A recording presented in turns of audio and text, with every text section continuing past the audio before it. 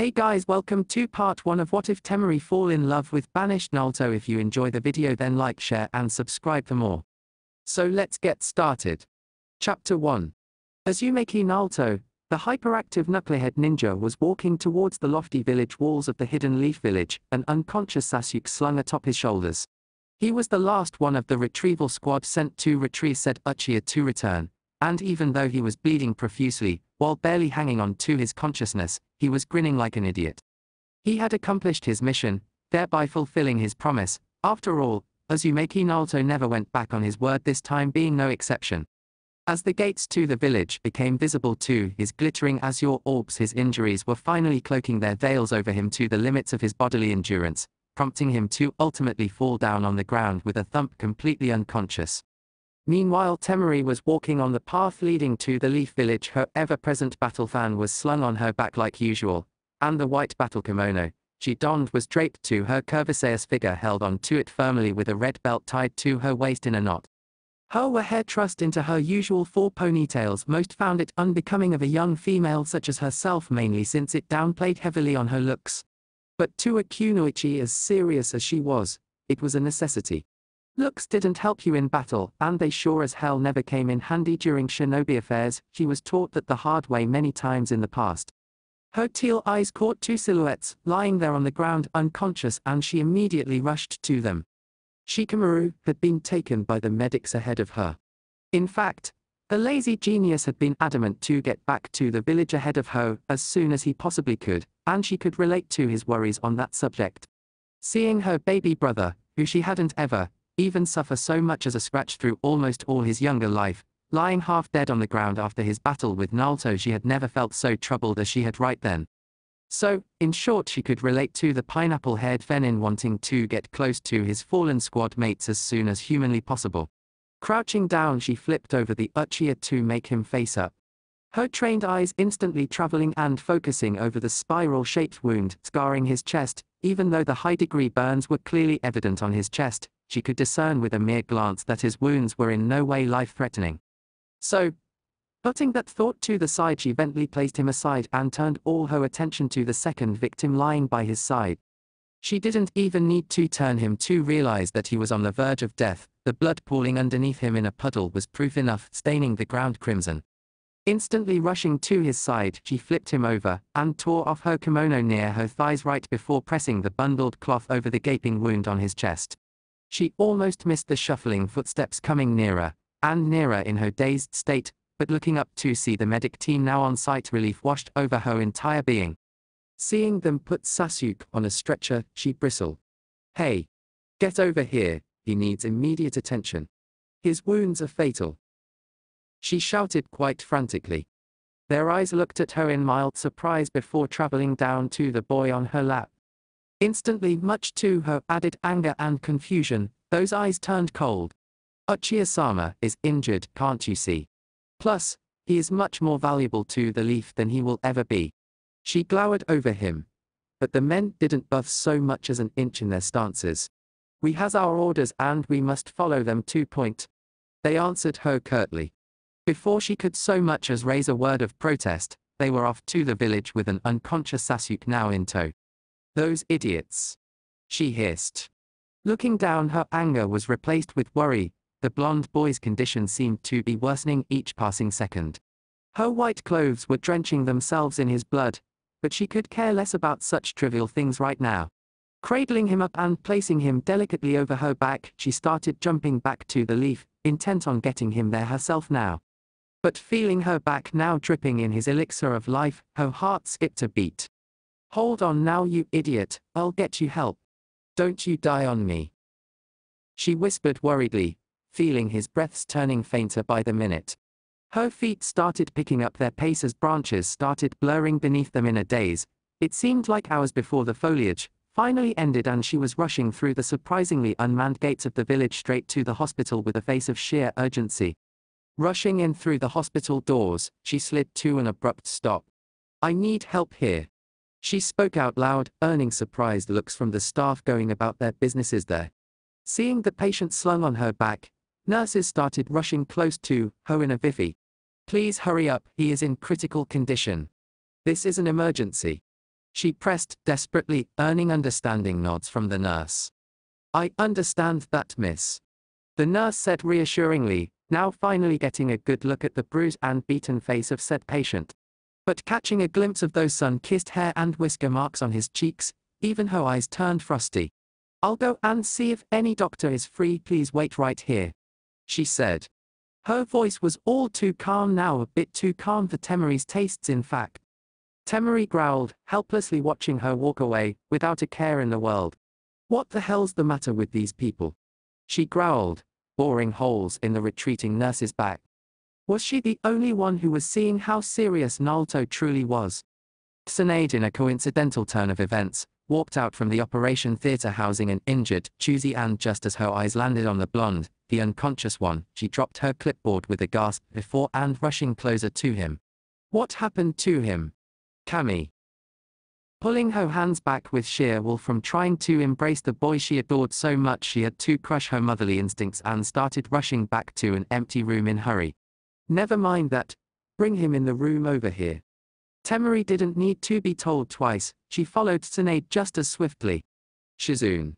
Get over here, right now, shouted Tsunade. Shizune came stumbling in, and seeing her brother in all but blood on the bed, as if he was something the cat dragged in, her eyes widened in horror. Naruto, she gasped. Tsunade slapped her cheek gently, snapping her apprentice out from the shock. Assist me, don't fool around like this. We need to stabilize him, now. How? Shizune agreed, pulling up her latex gloves, intent on stabilizing him as soon as she possibly could. Temari stood there oddly, having no idea what to do now. She saw Shizune and Tsunade shouting orders in the air moments before the room was frolicking with nurses, one of whom dragged her out and seated her in the waiting lounge quite forcefully for her tastes. She sat there waiting, covered head to toe in blood, with no idea what she was supposed to do, or even where she currently was. Too engrossed was she in worrying for the boy who had essentially saved her little brother in more ways than one, but now here he was, almost on the verge of death. And all for what? That prideful Uchiha. Her teeth clicked together in annoyance. Ever since she had laid eyes on him, that prideful bastard had left a bitter taste in her mouth. But to outright abandon your village, the highest form of treason one could commit just to get some petty revenge he had to, has been ludicrous or suicidal even. She just couldn't place her finger on which one it truly was. Temari. She had to wince and resist the urge to cover her ears. Talk about being loud. What happened to Waiu? And why aren't you being treated for that matter? This time she did cover her ears. The screech of the fabled banshee had finally succeeded in making her do so. Please, Sakura, for Kami's sake, this is a hospital. Could you be any louder? She asked in barbed annoyance. Sakura nodded sheepishly, clearly embarrassed at being told off on her antics so bluntly. And this isn't my blood to you information, it's Naruto's. He was critically injured when I brought him in, and as far as I know he's still being treated by Tsunade-sama herself. Sakura snorted, urging Temari to look up at her with an elevated eyebrow. Serves him right. Temari narrowed her eyes at that, her tongue curling in distaste. After I told him to bring back Sasuke-kun to me, he injured and almost killed him. You should have left him there for all I care minus. How dare you even say that, you filth? Temari hissed. He had a gaping hole where his heart was supposed to be, and even after all that he was still trying to bring back that bastard of an Uchiha back to the village. You are his teammate, for fuck's sake, have some respect. She snarled lowly, like a lioness biting back her roar in mind of her surroundings. You don't know anything. Sakura snorted, huffing in disgust. My mum was right, after what he did to Sasuke-kun, I know he is the demon the rumors claim him to be. He could just go somewhere and die for all I care. She was cut off before she could spout off any more venom. Leave. Temari whispered, her voice frigid as an iceberg. Before I make you, and in the process put you, in the same ward as your precious Uchiha-kun while I'm at it, allied villages be damned. She whispered, her tone ever the tempestuous one. Sakura shivered from the tone, knowing full well she was more than capable of carrying out said threat if need be. Plus, her own abilities were anything but confidence-inspiring. Fine. Stay here for the demon to wake up then. I couldn't care less. She huffed again and walked away, leaving an irate Suna heiress behind. Taking deep breaths to calm herself down before she threw a tantrum, Temari sighed. Temari, what's wrong? Turning around with a start, Temari was met with a familiar pair of teal eyes. Her eyes softened, seeing them. What has you so riled up, sister? A monotonous voice asked. Everything's fine, Gaara. Nothing for you to worry about, she assured him half-heartedly. Gaara nodded, knowing full well she was lying, but also knew that she must have had to has her own reasons for doing so, and left it at that. Temari was glad he didn't probe any further, even if the thought of ridding the face of the earth from the plague of one bubble gum head banshee was much too tempting. She decided that in the end it just wasn't worth it. Then why are you covered in blood? He asked, as monotonous and stoic as ever. She looked down to herself, only now realizing how she was appearing to others around her. It's not my blood. Her answer made Gaara curious. Did his sister kill someone too? Improbable, not impossible, he thought. The idea was tempting, though it's Naruto's. He went stiff as a board hearing that. His eyes widened in disbelief.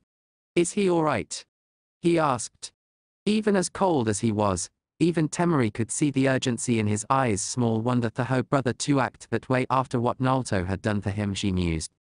She nodded an affirmative. Tsunade-sama is treating him at present. I heard from her his healing is inhumanely fast, and add to that her skills, Jill has him out of harm's way in no time, she assured him soothingly, and it worked. He nodded, trusting her enough on this. We must head back to the village then, he said. Her heart skipped a beat. For some odd reason, she didn't want to leave, not yet. The village council has called back all shinobi we has at our disposal at once. They must take a decision on what the next course of action for our village will be. She wanted to argue, not knowing why, but in the end said nothing. She knew full well as to why they, or more specifically he, was being called back. The village was weak and distraught at the moment, so they must have their ultimate weapon at their disposal to show their strength in front of any and all who may think of taking advantage of Suna's weakened state right now. Even if she loathed it with all her heart, it was what it was. Nodding vehemently, she got up and walked out to head to the changing room. She needed to change her clothes with the spares she kept for such times after all, and even if a tiny part of her heart made her glance back again and again back to the operating room behind her, she trudged her way out without another word. Duties came first after all. 6 months later. A small civilian village in the land of wind. Walking down the barren streets in the scorching afternoon of this desert village was one Temari Sabaki. In her hands were a bundle of papers, some supply orders she was assigned to get signed by one of their merchant traders. Letting her eyes trail up to the sky while covering them with her hand through a failed attempt at shading them, she sighed. I'm hungry, she whined. It was nearly lunchtime, and apart from some water in the morning, she was apparently running on fumes by now. I need something to eat, and I need it now. Those damned merchants did negotiate hellishly, if she were to be honest, but she wasn't so inept as to give in to their demands without slicking her way through it. Stopping outside a shop with a start, she saw a familiar crown of golden tresses clad in an orange jumpsuit hauling crates here and there. She smiled, almost going in to go and slap his back in a happy greeting. Almost. There was certainly something odd about him, to say the least. Now that she looked a bit closely, his clothes were stitched in several places, and on top of that they were tattered even more. They were barely even passable for a working civilian laborer, much less a full-fledged shinobi. Dread coiled in her heart like a snake. There was a feeling of melancholy around him.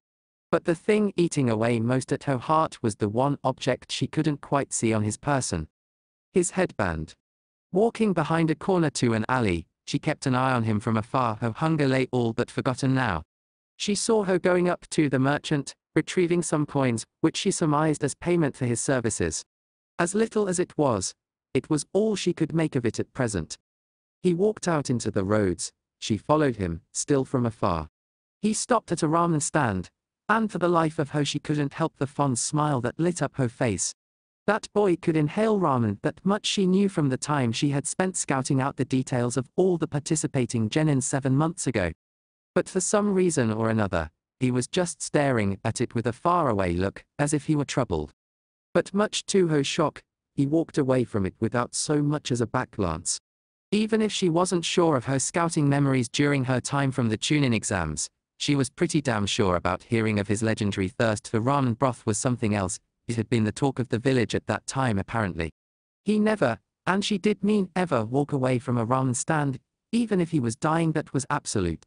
But she digressed, for now at least, and watched him walk up to a fruit stand 2x2 pomegranates. Then he walked into a store and came out with a sealed bottle of water in hand. She followed him from the rooftops, taking extreme care to not be seen by anyone around her, especially him. Following him into an empty alley, she sighed in relief at how surprisingly shady and cold it was, much to her relief, and watched intently as he leaned against a wall to his back and slid down tiredly. She watched him bite hungrily into his fruit, and gulping down half his water bottle afterwards. Sitting still for a few minutes, she eventually saw him lie down and usher into sleep. Deciding she had seen enough already, she walked up to him and shook him awake. Waiting for him to gather his senses, she took this time to run a closer inspection on him while she was at it. Now that she was within arm's length to him, she could see no traces of baby fat that once sat proudly on his cheeks the last time she had laid eyes on him. But seeing his half-lidded baby blue eyes, eyeing her in honest confusion, she frowned. "Who are you?" he muttered sleepily. She frowned even deeper, and said nothing, letting him see her even closely. But even after a minute, much to her growing ire, he was eyeing her the same way. "I'm sorry, miss, can I help you?" he asked again. Her frown deepened into a full-blown scowl, more so from his lack of energy than his memory gap. The latter only hurt her a bit for some odd reason. She crossed her arms over her knees. "Naruto, it's me, Temari. Don't you remember me, even a little?" she asked. He looked at her oddly, as if she were funny. Tilting his head to the side quite cutely, in her honest opinion, he went to shake his head before realization dawned over him. "Oh," he gasped. "You're Gaara's, right?" he asked. She nodded, smiling. "It's been a long time." "That it has," she agreed. She was about to question him a bit more when, much to her embarrassment, her stomach grumbled loudly. In a snap, a pomegranate was in front of her face, with its bearer extending his hand to her innocently. "Take it, you seem hungry," he said, in an unusually small voice, she noted. She blushed, taking it from him gratefully. "Thank you," she whispered, biting into it without another thought. She went past the fruit. In what seemed like seconds to her, Naruto handed her his half-filled bottle, which she accepted with a grateful nod. "So Naruto," she asked. He perked up. "What are you doing here all alone? Out on a mission or something?" she asked. He looked down, suddenly finding his lap much too interesting, and shook his head. "I'm not a shinobi anymore, Temari. I was banished from the village 6 months ago," he whispered, his voice downtrodden. It felt as if someone had dropped a house on her heart. She couldn't believe her ears. What?" she asked incredulously, almost believing he was joking. "Right." He hadn't noticed her question, it seemed, and went on undeterred. "They banished me from the village 6 months ago after the retrieval mission we did to bring back Sasuke. I guess you didn't hear about it, huh?" he asked. She shook her head in denial. "I'm barred from entering the Land of Fire, or any of its allied countries including Wave and Spring, or will face immediate execution for breaking said laws," he whispered, as if he were daydreaming. To say Temari was shocked was an understatement. "Then what are you doing out here, Naruto?" she asked. "Why not join some other village or something?" He chuckled, a hollow laugh devoid of all humor. It made hair rise on her neck for some odd reason. Owa and all their allied villages are still resentful of Konoha. They would rather see me dead than take me in," he replied, and she could see sense in that assessment. "Kumo, if they somehow found out about me being a Jinchurikai, would rather extract a Kyuubi into one of their own loyal shinobi, killing me in the process to increase their own strengths. Kiri is still in a civil war, so they too want some Jinchurikai of their own for their own reasons. And the smaller villages won't even look at me straight. It causes unrest among major villages if some minor village hosts the most powerful of the 9. A small streak of water lined her eyelashes. "Then how has you been getting by, Naruto? What are you doing here?" she asked. He smiled and looked down at his lap, unknowingly causing his hair to foreshadow his eyes. "By going to ask help from minor villages, I caused word to spread around that a Jinchurikai is roaming free and up for the taking. The Akatsuki was already after me, So I came here one day and went into hiding. I don't use any chakra or techniques here to risk getting sniffed out. The merchants here give me some work every now and then. They are not permanent, just some odd jobs here and there. No one wants a boy with a shady background like me around them for any longer than what is absolutely necessary, I guess. I make 50 or even 100 ryo 2 or 3 times a week. It isn't much, but I make do by cutting some meals here and there. Us ninjas are trained to survive anyways, and I've been surviving since I was born, so it's fine. He smiled, small drops now streaking down his nose onto his lap. Her own eyes watered, she was barely holding back a choke of her own. Then why did you give me your fruit and water? She whispered, still not understanding anything at all, even if she could make complete sense out of it. He smiled at her, flicking his head sideways too, pause glistering drops flick aside from his eyes. I know what being hungry feels like, plus, you're a friend. No one deserves to starve for any reason, no matter who it is minus. That was all he could say before her slender arms were encircled tightly around his neck. She hugged him. To think he had offered her his food without a second thought, when he never had enough for himself. Just how? Naruto stiffened for a moment. He hadn't been hugged like this for years now. Ever since the third Hokage had stopped seeing him as a child, only Tsunade had ever gone and hugged him. But his own will wagered, he hugged her back shakily. Let it out.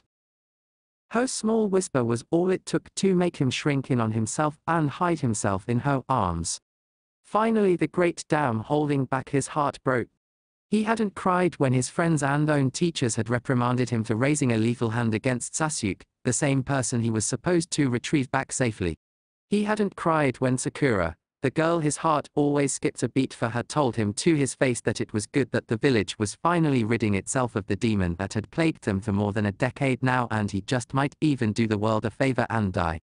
But today it was different. The affection behind the hug had made his will waver. It wasn't grandfatherly like Hosen used to give him. It wasn't motherly like Tsunade used to glomp him. It was different. And he loved it. It had shattered his iron-strong barriers like glass. He trembled at his own weaknesses now being up to the world to see, or his hopelessness now emitting out of him in spades he did not know. He hated to do it, but he wanted to let it out. It had been so long. So long. Temari held his trembling form for what seemed like hours before he finally fell unconscious. From trembling, crying, hunger or tiredness. She did not know. All she knew was that he had needed to let it out, and she was glad. It was her shoulder he had trusted to do it on. Lifting him up the same as she had done months ago, she instantly noticed the lack of weight bearing down on her from last time. He was feather light, even lighter than her. She checked into a local inn, placed him on a bed, and ordered some ramen from the attendant on his way out. Zipping down the fastener holding his jacket close, she took it off of him gently, being extra careful not to wake him up by accident when he finally looked so peacefully happy. His body showed heavy signs of malnutrition. Bone lines were evident everywhere on his torso, but the muscles on his arms were still ripped, much to her surprise. Was it from regular odd jobs without chakra enhancements, or plain old buff from demonic chakra coursing in his veins to help him survive his ordeals? She did not know, neither did she want to. She shook him awake after an hour later, when the lunch finally came, and sat by his side.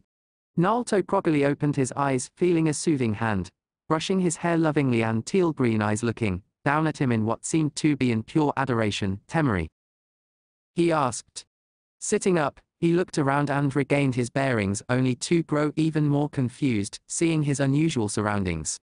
Why was he in a room? Was she here to capture him too? Suddenly, a steaming bowl of ramen was pushed onto his lap, courtesy of a fondly smiling Temari. Eat up, she said. He perked up in surprise. I took your lunch, so it's only fair if I pay you back, right? She asked coyly. He looked at her, his eyes flashing innocent confusion. She folded a pair of chopsticks into his hands and gave them a squeeze of assurance. Eat, she whispered softly. He was hesitant. After all, it was just not right to take a full meal in exchange for a single fruit, was it? But he had no idea when he might chance upon such an offer next time. So, thank you, he whispered, and dug in, being extra careful not spill or waste any noodly goodness whatsoever. Temari sat there, her cheek plump in her palm, as she watched him eat with gentle eyes. Quite honestly, she was saddened at the look in his eyes. It almost seemed as if that bowl was the most precious thing to him in the world right now, but what burned her the most was that she was right, and she knew it.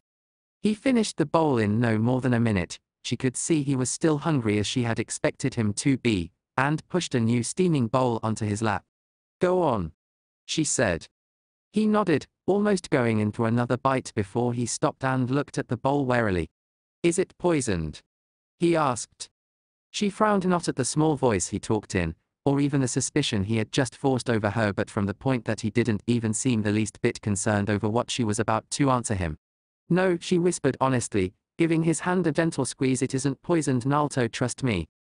He nodded, not meeting her eyes in the least. Her soft voice made his heart twist strangely, and he didn't like it, not one bit. She handed him a glass of water, one that he drank slowly before she wiped off his face with a tissue, as if he were the child and she the mother. Involuntarily, a soft yawn snaked past his lips, his eyes drooping from being lounged on such a comfortable bed after sleeping his days away on the rock-hard ground for months on end. Always having to keep your eyes and ears peeled to thugs on the streets, or worse, the people after him, wasn't a thought that was currently present in his mind either. He was just tired. A hand gently pushed down his chest, forcing him to lay down his head on the pillow, when a soft sensation ran over his forehead. "Sleep now, you need the rest. You're tired, right?" a cooing whisper told him. His lidded eyes looked unsure, but the weakness of months and the quiet comfort of bed finally overtook his vigilante senses. The safety of a place away from the harsh weathers of deserts with a roof on top to cover his head made him doze off almost instantly. But what finally did him in was the soft velvet-like hand that was rubbing his sensitive whiskers so tenderly. In a turn of surprise, she hadn't expected, like an infant kitten, Naruto curled up into her arms and snuggled himself to sleep. "Idiot," she giggled. Leaning down on her elbow, her eyes just fondly watched him sleep in her chest like a baby, his soft purrs lulling her own eyes to sleep mere moments later. Naruto woke up, feeling quite possibly the best he could remember as far as his memory served him, only to see Temari cuddled up by his side. Her head was on his chest, both her arms hugging him like a bear, while his own arm was wrapped protectively across her waist. He shook her gently. "Temari, wake up." Her teal eyes opened, realizing her compromising position. She blinked. "Naruto?" she asked. He nodded. Had it been anyone else, absolutely anyone else, she would have beaten them senseless while yelling obscenities. But seeing his eyes looking so honestly confused, even more so than her own, it made even her sleepy and extremely volatile senses melt. She sat up and rubbed her eyes off their sleep. "I'm sorry. I didn't mean to. It was unconscious, you know," Naruto mumbled. She nodded, already figuring as much. "I know." He nodded back while she yawned sleepily. "Plus, I has a habit of cuddling up to the soft toys I has in my room, so I guess I am to blame," she whispered. Realization struck her, horror overtook her entire being, and she jerked awake in disbelief, almost not believing what she had just unraveled to another person who wasn't her sibling. She looked at Naruto and blushed, half expecting him to outright laugh or making fun of her. Instead, Naruto just got up in an uncaring fashion and went to retrieve his jacket from the hanger. "I'm sorry I bothered you so much. I must take my leave now. Thank you for the hospitality, Temari." He thanked her. She caught his wrist and pulled him back by her side. He eyed her in confusion. "Don't go," she told him. "Stay with me tonight. There's enough room for the both of us, see?" she asked, motioning her arms around the room extravagantly. Naruto fiddled uncomfortably. He wanted to, Kami knew he wanted to. But was it safe for him? Can I trust her? He thought. But seeing her eyes looking at him in nothing but warmth and concern, his doubts vanished. "I has nothing to lose anyways, even if it's a trap," he thought. He was much too tired already of life itself. Committing seppuku in few days had been his plan all along, so what was there to fear now anyways? Even if it was a trap, why not just stay here with her in his last moments? Although it might have been fake, some care and concern in his last moments would be nice, right? "All right," he agreed, and she beamed with a happy nod. "Are you hungry, then?" she asked. and got yet another shy nod. She got up to go out and order the room service before turning around for a moment. Naruto. She garnered his attention. Go and take a shower while I come back. There's some robes from the inn inside, so you can use them for the time being. He nodded, and she went out. Walking into the bathroom, he undressed and started working on washing his clothes. It was a force of habit he had from his childhood. Looks like it might die with him, right? The idea itself was laughable, at least to him. Plus, water in the land of wind had always been quite scarce to begin with, so it was only natural that he had retained this habit, he supposed. But walking into the cold shower, it felt heavenly, he had to admit. The soap started largering away as grime and sand started accumulating down his feet. His hair still normal length since he sliced them regularly with a kunai, more so to resist the scorching heat in the desert than keep them kempt. His skin shone once more like it had for years in the past. Walking out, he was greeted with a fondly smiling Temari. He looks so much better now, she mused inwardly. Gesturing her hand to the table, both sat on the dining table filled to the brim with food. Filling up a plate with ample amounts of rice before drizzling it with an extra load of curry, Temari gladly handed it to the gratefully nodding boy. Both ate in silence, Temari to gather up her mind while Naruto was much too interested in the food offered to notice her expressions. The attendant came and took the utensils away, leaving behind a couple of blondes shifting uncomfortably in their seats. Temari had no idea how to engage a conversation with him, while Naruto himself had no idea what to say. Had scarcely had anyone to talk to for quite some time, and even if he had, she was a kunoichi while he was no longer a ninja anymore. He had no idea what to say, so he kept silent. Finally, Temari sighed. Naruto. She kept a hand on his lap to calm the surprised boy down. Can I ask you something? She asked softly. He nodded, not seeing any problems with it. Anything, Temari? I don't has anything to hide, you know. He replied earnestly. She smiled, patting his thigh reassuringly. What exactly happened after I left you at the hospital that day? Tell me everything. And so his tale began. Flashback.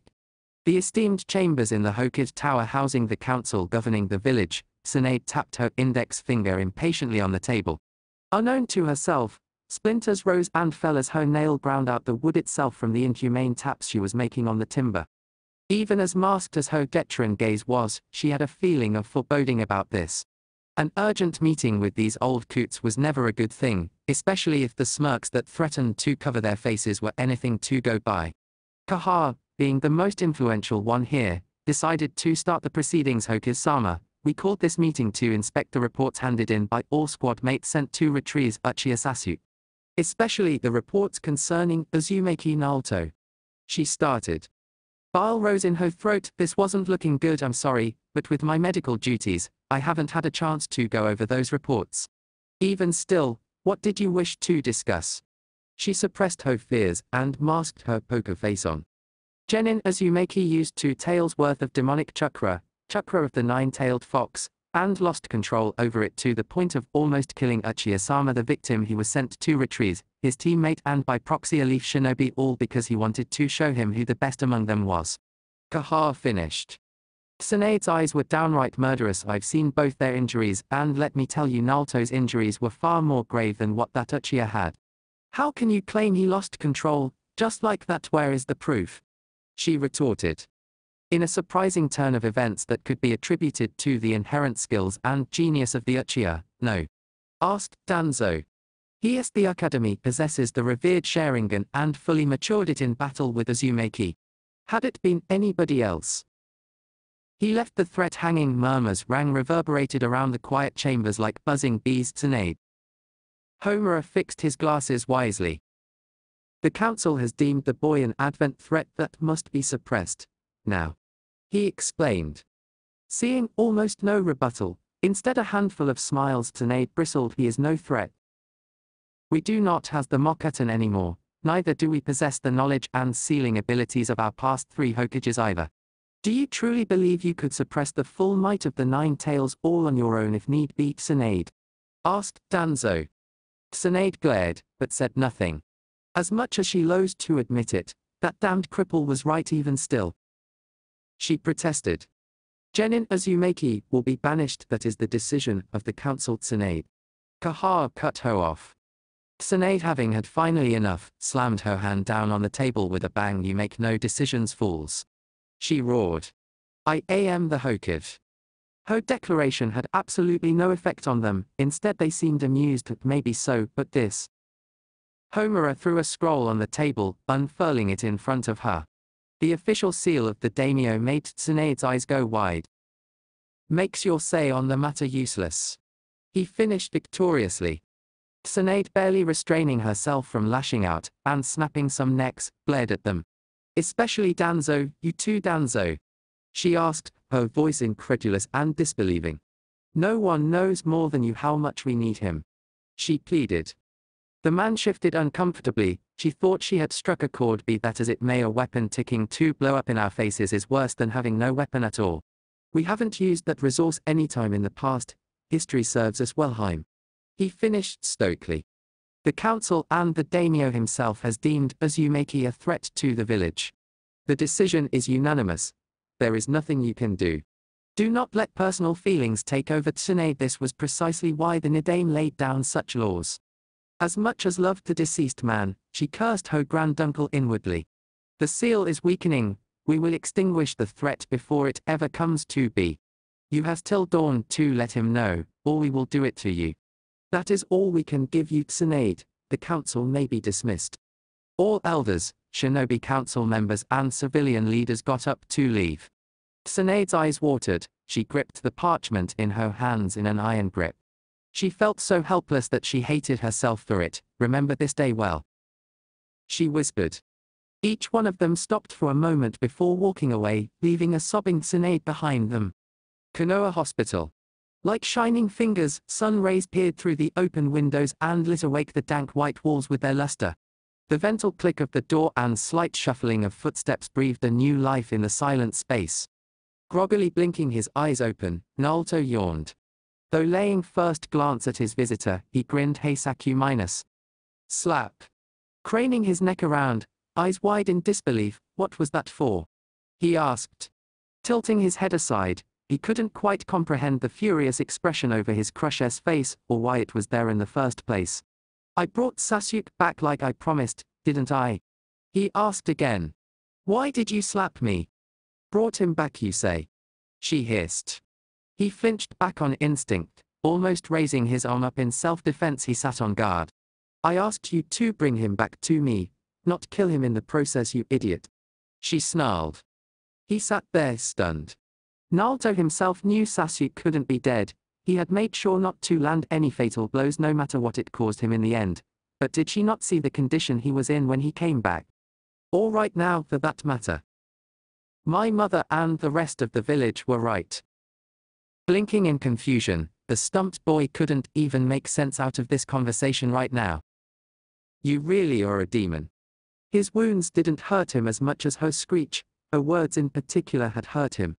It was one thing to hear it from strangers he didn't know, but to hear it from the girl he adored. Don't worry anymore, my mother is on the council. You be damn sure that she'd make sure too, as you levied the highest punishment possible, banishment at the very least.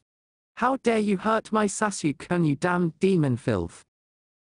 His eyes were clouded by the time her screeches halted. He couldn't even see her leave the room other than the audible click his door made. He hadn't expected that, and after hearing that genom from her mouth he honestly felt betrayed. The same thing happened all over again with Ino. She too came to threaten him all the same by naming her father's influential position. He was well aware of himself.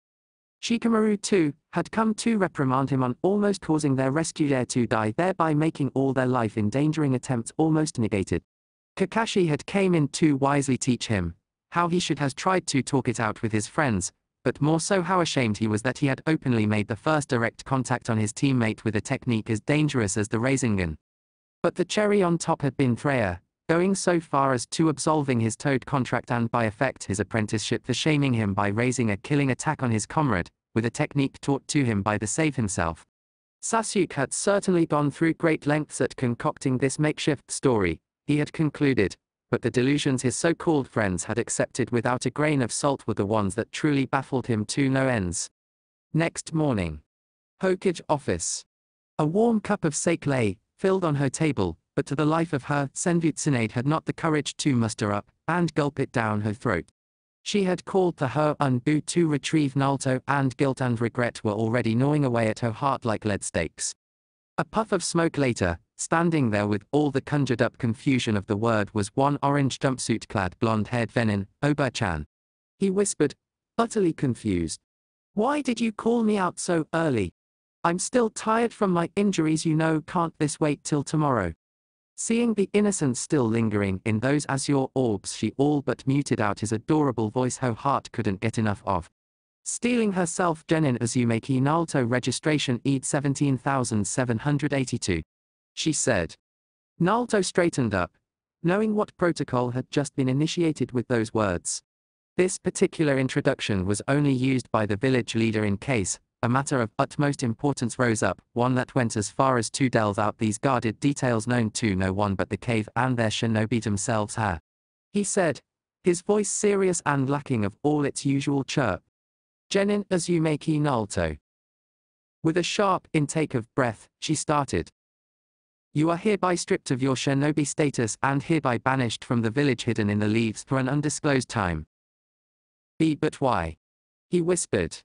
On the grounds of losing control over a power you had no control over, and effectively using said power to almost kill and or cripple a ninja you were sent to retrieve unharmed.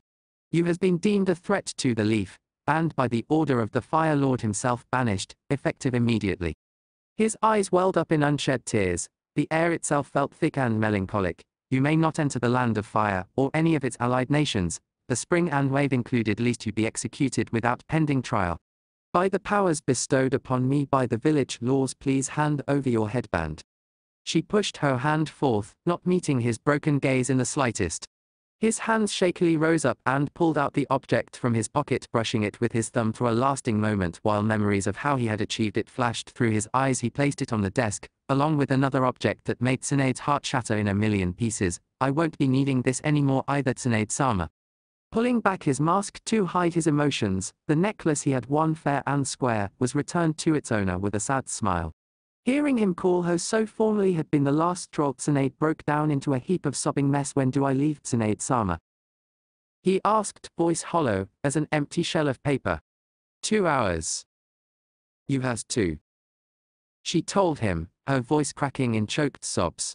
Her trembling hands cradled the 2 objects as if they were her own heart, which wasn't further away from the truth as one might expect. I'll be taking my leave then, he stated. Her eyes went wide. Wait, Naruto. She blurted out. He eyed her vehemently. Pulling out an old wooden parchment out from her drawer, she handed him the antiquity-looking scroll shakily. Satobi-sensei was supposed to hand this over either when you turned 16 or became a jonin. After his demise, I was entrusted to the task. She told him, watching in slight envy how his eyes glazed over in fondness hearing that name. It is supposed to contain your parents' legacy. No one can open it besides you. It is linked to your blood and chakra specifically. She couldn't say no more, for it was all Naruto could hear before he had snatched it off her palms like a starved predator. You knew them? He asked her. She shook her head, almost shivering how icy his voice had been. No one but Satobi-sensei knew of them. He took that information to the grave. That scroll is the last piece we has of their legacy, she admitted. He nodded, clutching the scroll as if it might slip out any which moment now. Clouded hazelnut orbs watched him walk out in pure anguish, all lost to herself and the portraits hanging staring down on her from the wall. His feet took him home, eyes as lifeless as the Reaper. Naruto stared at the walls of his apartment with nothing but emptiness. Die demon. For the Yondem/Uchiha. In the end though, he smiled, I guess it was to the better. His words lacked any conviction or even life in general. Before even stepping in, he knew what to expect when the door to his home was unlocked. It was already broken in. Anything of value was stolen, not that there was much of it in the first place, while the rest was demolished in some way or the other. He worked his way around the trashed room, swiping off the trash from the floor to lift up a tatami mat, one he had burrowed in thoroughly for these kinds of emergencies in particular, and retrieved out a couple pairs of clothes and supplies. Leaving the house not before glancing longingly at the Hokage monument clear in view from his balcony, he made his to the gate only to stop dead, seeing the last person on earth he wanted to see right now. Uchiha Sasuke. Dope. He greeted in distaste. Naruto didn't say anything. He breezed past him wordlessly as if he were a mere obstacle in his path. Something Sasuke did not take lightly. Now do you see what you get for trying to deny an Uchiha loser? He snarled. Naruto stopped for a moment too long, inching to retort, but in the end he walked away without a word. There really was no weight to his words now, was there? You are lucky to be left alive after what you did to your best friend Demon. Maybe the gods above may have seen your diabolical actions and may even enact their judgment on you. A voice he had once adored screeched from behind him. Even as rigid as Naruto willed his heart to be, that one stung. With each step he took away from the village, a piece of his dreams and life died in blissful harmony. End of flashback. And that was when I started my lone journey out in the world before eventually settling here at last. The way you see me earlier is probably what I've lived like since the time I first came here. He told her. She had no words. Her eyes looked at him with such love and affection that it made him feel a bit queasy. It was so confusing. If you has any plans to use, or even kill me, then you may as well tell me. I promise I won't resist. This snapped her out of her daze. What? She asked incredulously. He smiled softly, closing his eyes in a vain attempt to hide their mistiness. Just let me has a few days of rest. If you can, then I'll come peacefully wherever you want me to. As I said, I won't resist. I was already planning on killing myself in a few days regardless, so if I can be of some use to you, maybe it will have some meaning minus. Naruto could say no more, his voice cracked and choked. Temari sat frozen in her spot, unable to conjure up a single coherent thought. Disgusted was she with herself that she even had anything to do with that spit hell had spat down on earth, one those bastards called a hidden village. But it was solidified, even more so for her, that she was even considering on the offer one of those worms had made to ask her out on a date. That damned lazy ass was one of them too, no matter who or how he may be, and that twisted her mind in ways she absolutely did not desire. But nothing vengeful could make her tear her eyes away from those endless pools of anguish she was presently staring into. Those azure orbs looked so broken and lost. They lacked any of their usual shine or luster, and it all demented her to think that he really did has nothing to live for. She opened her arms a little, motioning to him to come to her. He hesitated, but saw nothing other than warmth and understanding in those teal eyes of hers. On instincts he fell forward, willing himself in her arms for anything she may want. It frightened Temari to her core, since she knew this boy never lied, a fact that was laughable for a shinobi, even though it made him all the more special in her eyes, so he was only telling the truth about ending his own life. Tears streamed down her cheeks, she sniffled and buried his head in her chest tightly. Her chin resting on his head, she held his shivering form with a sad smile. She really was glad he was letting down all his barriers to her. I won't ever dream of hurting you, Naruto. She softly consoled him. It only served his wails to get louder and louder. She tried to kiss his head. Okay, trust me when I say this, I'll make it all better. Do you trust me, Naruto?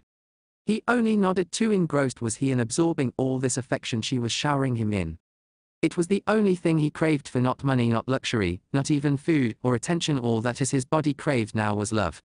He snuggled in her arms, eliciting a giggle from the girl, who was more than happy to let him be comfortable and calm himself down.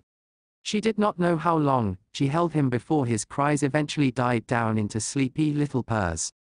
His body needed all the rest it could get after all those months of strain. She knew that it had too has endured so much just for the primal need of survival.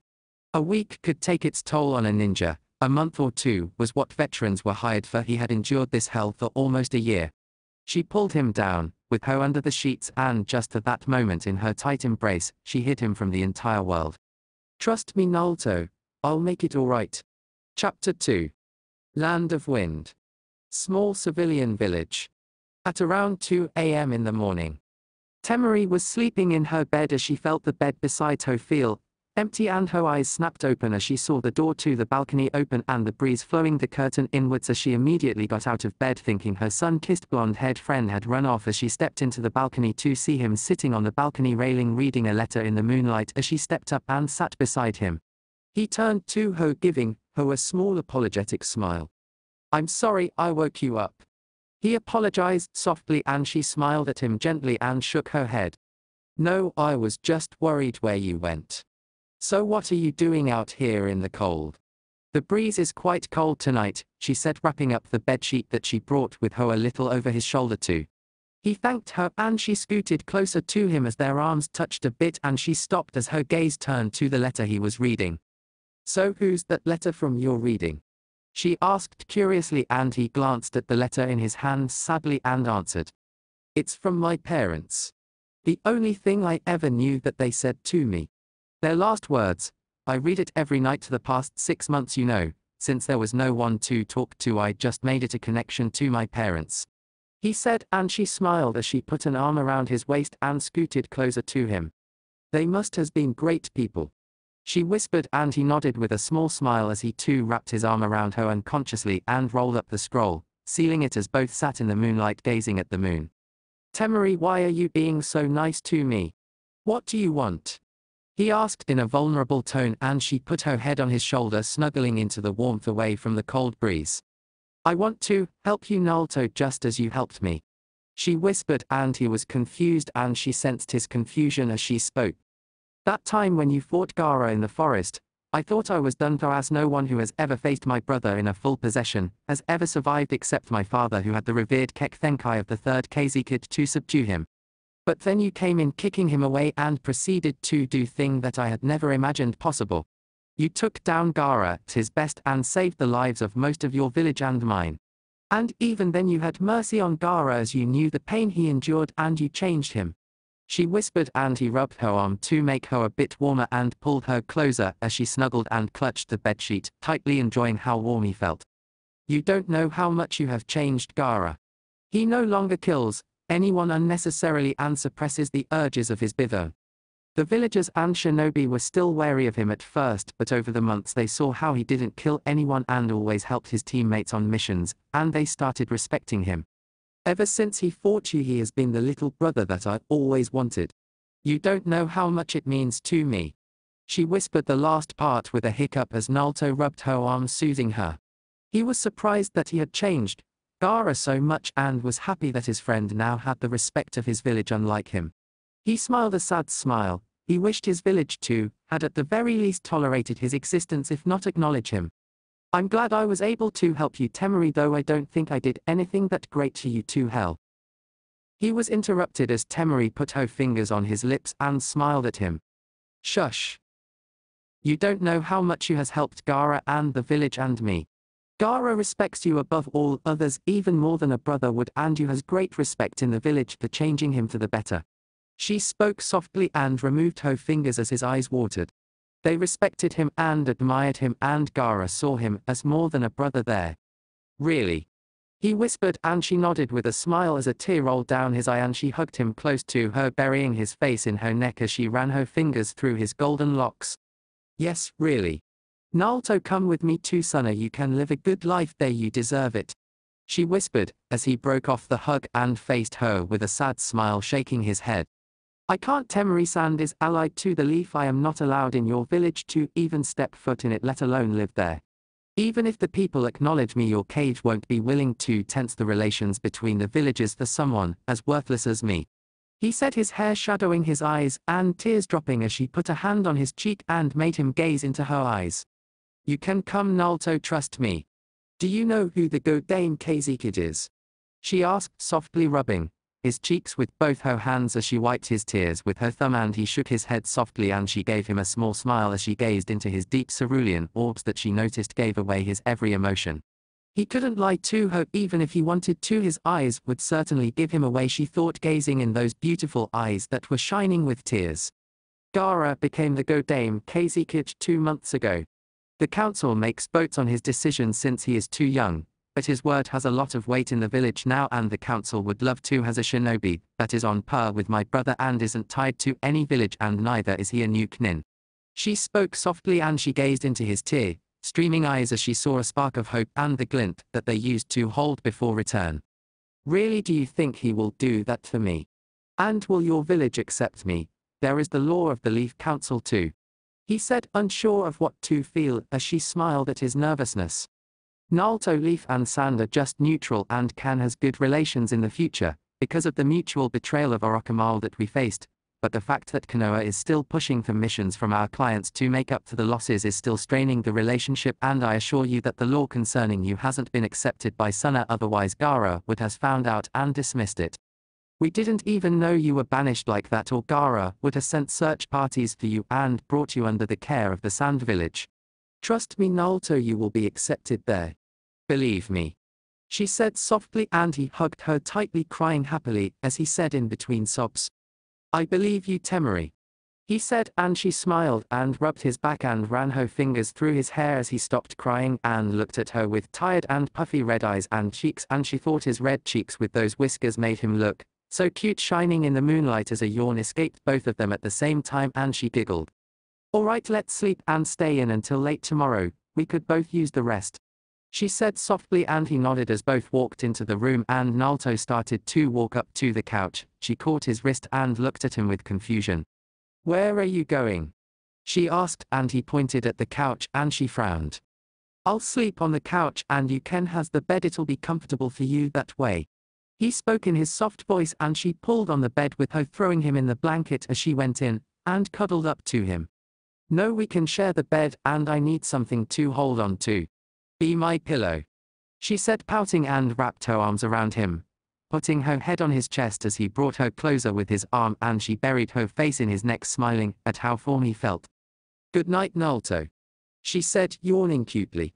Good night Temari, he whispered and closed his eyes as he, after many months, he slept with a smile on his face. Next day, at noon, Temari woke up with a yawn as she gazed up at Naruto, who was wrapped with her and was sleeping peacefully, and smiled. She didn't understand why she felt so comfortable and safe to even sleep with him. She had never let her brothers even into her rooms before, let alone stay with her in the same bed. But he had such innocence in him that she couldn't feel an ounce of fear from him. She just couldn't believe that this frail and vulnerable boy with her was the same hyperactive knucklehead that she saw a few months back, and how broken and alone he was, and how his so-called friends had betrayed him.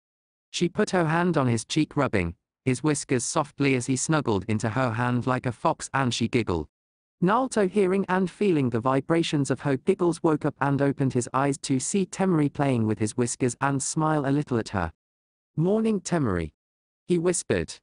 Good morning Naruto, she whispered back with a smile as a knock on the door was heard, and she groaned inwardly and said, Come in, she said as a waitress came in and blushed at seeing the two cuddling, and Temari herself blushed at her implications.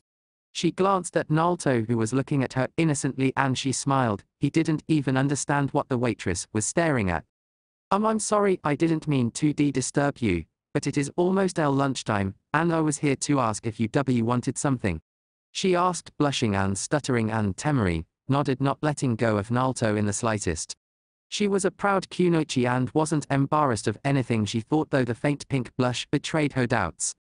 Yes, Will has anything you recommend, all right, she said, and the waitress nodded. Well, the chicken pie with potato wedges is our speciality, and would you like something cold to drink with it? She asked, noting it down, and Temari smiled.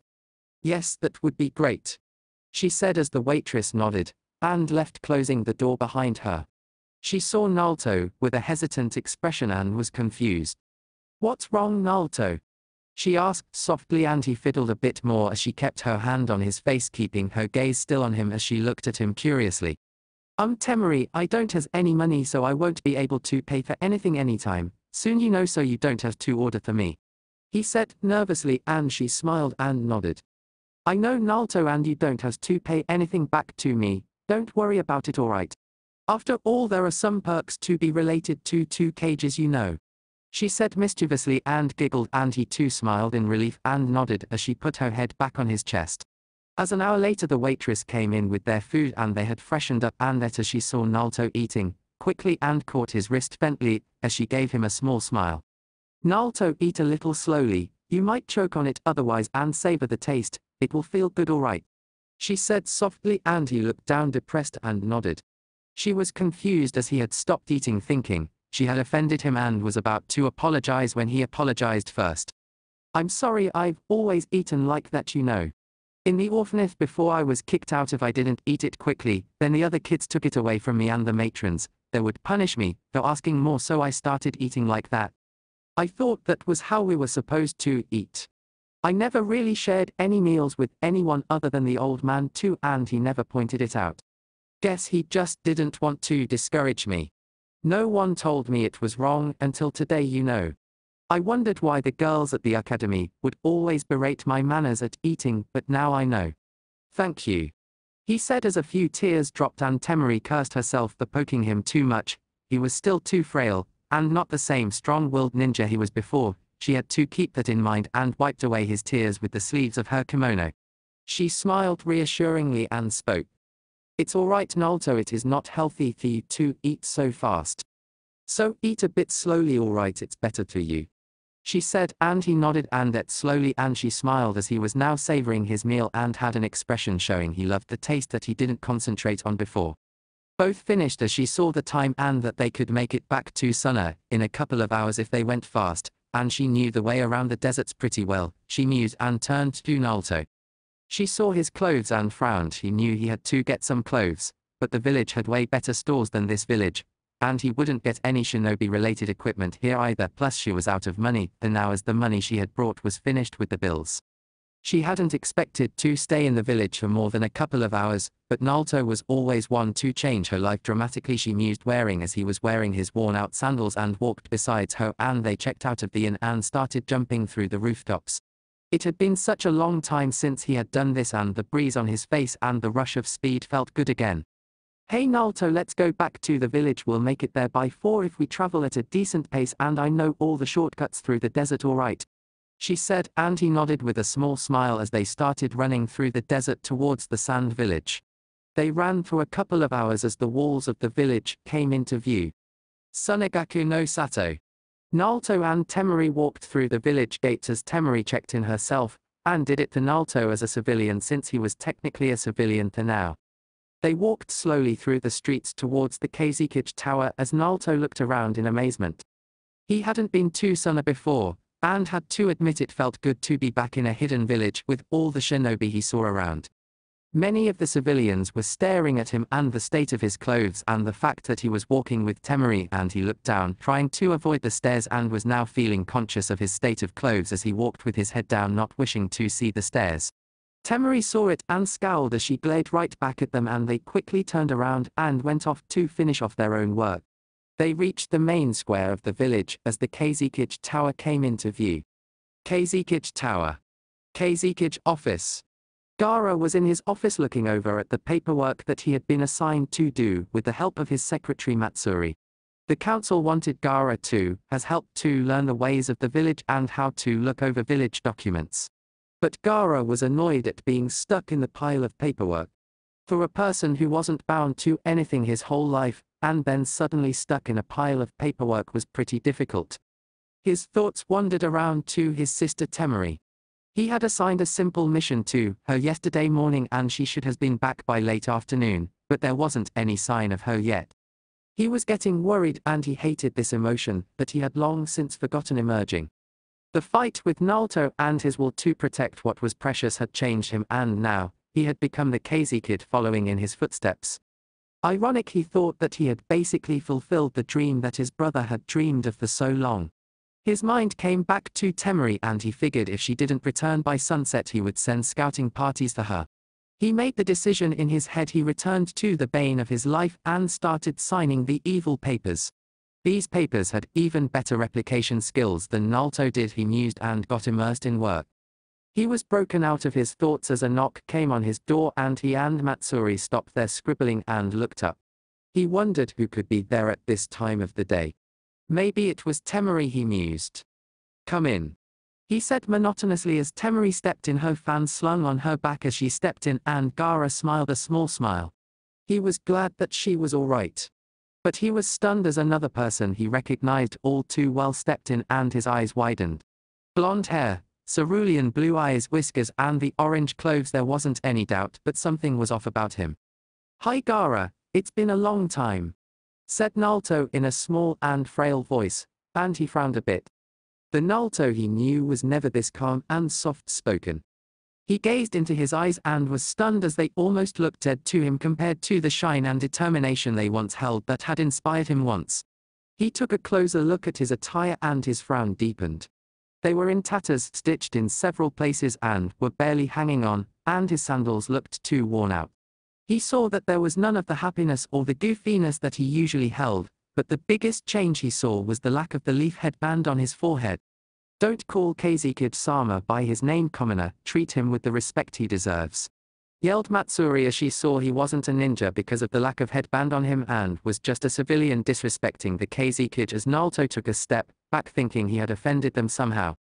I'm sorry Kazekage-sama, he said in a frail voice and looked down nervously, and now Gaara scowled. Something was wrong. He turned an angry gaze at Matsuri, who was scared from his look. He was rarely ever angry at her, emotionless yes, but now she saw he was livid and that he cared for the stranger too much. Apologize and leave, he said monotonously, and she instantly obliged as she turned to Naruto. I apologize for my rudeness, she said quickly and rushed outside. Naruto said nothing and just stood nervously as Gaara stood up from his chair and walked up to him as he extended his hand for him to shake. Naruto saw the gesture and shook it gently.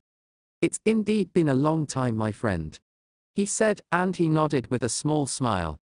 Indeed it is Kazekage-sama, he said softly, and Gaara frowned.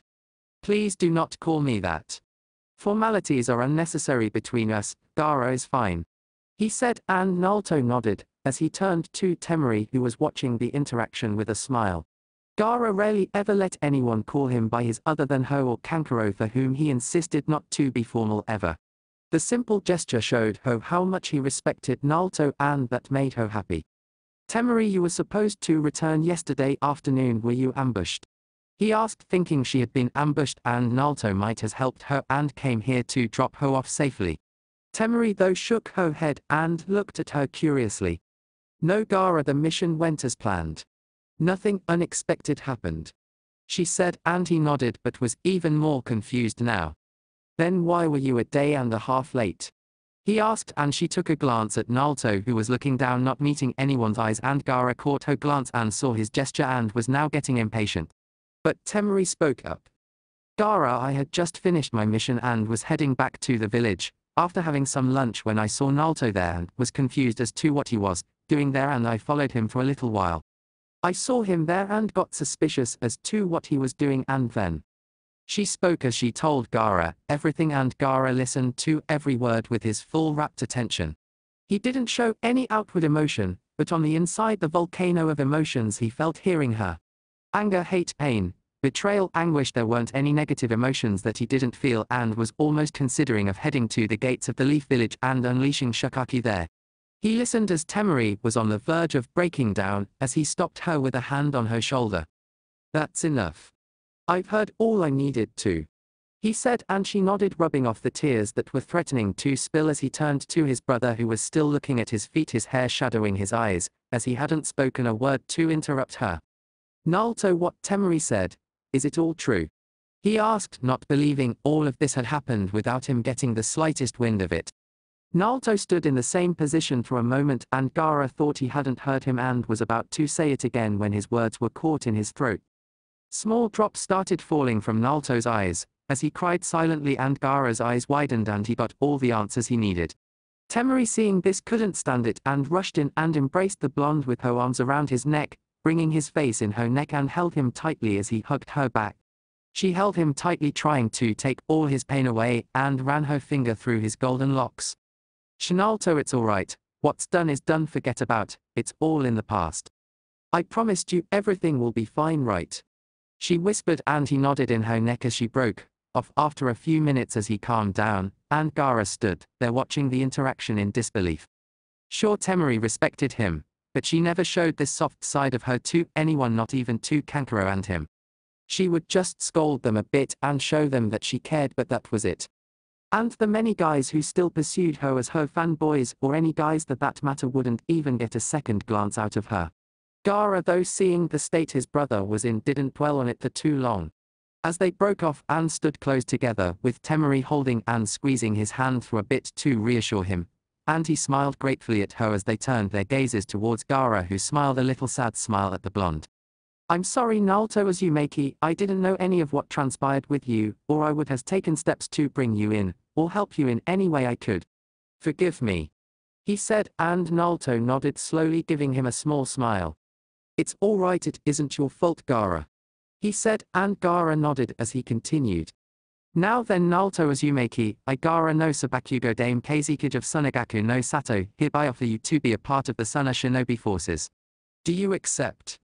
He said authoritatively, and Naruto's eyes widened, and his hands trembled, and he glanced at Temari, who squeezed his hand and smiled and nodded. His eyes watered at both of their acceptance, and he gave a shaky nod. How I would love to. Arigato, he said in a shaky voice, and Gaara too smiled and nodded as he went back to his desk and sat down on his chair as he took out a Suna headband from the drawer and walked back up to the blonde holding the headband in front him. Naruto teared up and put his heavily shaking hands in front of him and took a hold of the headband with his free hand. He ran a thumb across the shiny metal plate, as a tear dropped on it, and Temari took it gently from his hand and he didn't resist. She smiled at him and fastened his headband on his right bicep and hugged him. It looks great on you, Naruto. Congratulations, she whispered, and he nodded. Arigato, he whispered, and she too smiled and nodded. Gaara decided to let him know about the rest of the things. Naruto, since you are new to the village and don't have a place to stay, you will be staying with me and my family at the Sabaku estate. I will talk to the council tomorrow about your rank and status in the village, but I assure you, you will be given a respectable rank and will be an honorary Suna Shinobi, treated equally as any other in the village, he said, and Naruto nodded. Gaara knew the council won't mind a shinobi with the potential Naruto held get out of their hands when they needed the strength to recover. Alright, Naruto, will I be correct in presuming that you haven't trained at all in the past 6 months? He asked, and Naruto smiled a small smile and answered him. No, I have been learning a bit about seals, and since they are not flashy or anything, it was perfect to spend the time I was alone, but other than that I haven't used my chakra or had any form of training. I don't have the edge that I had a few months ago.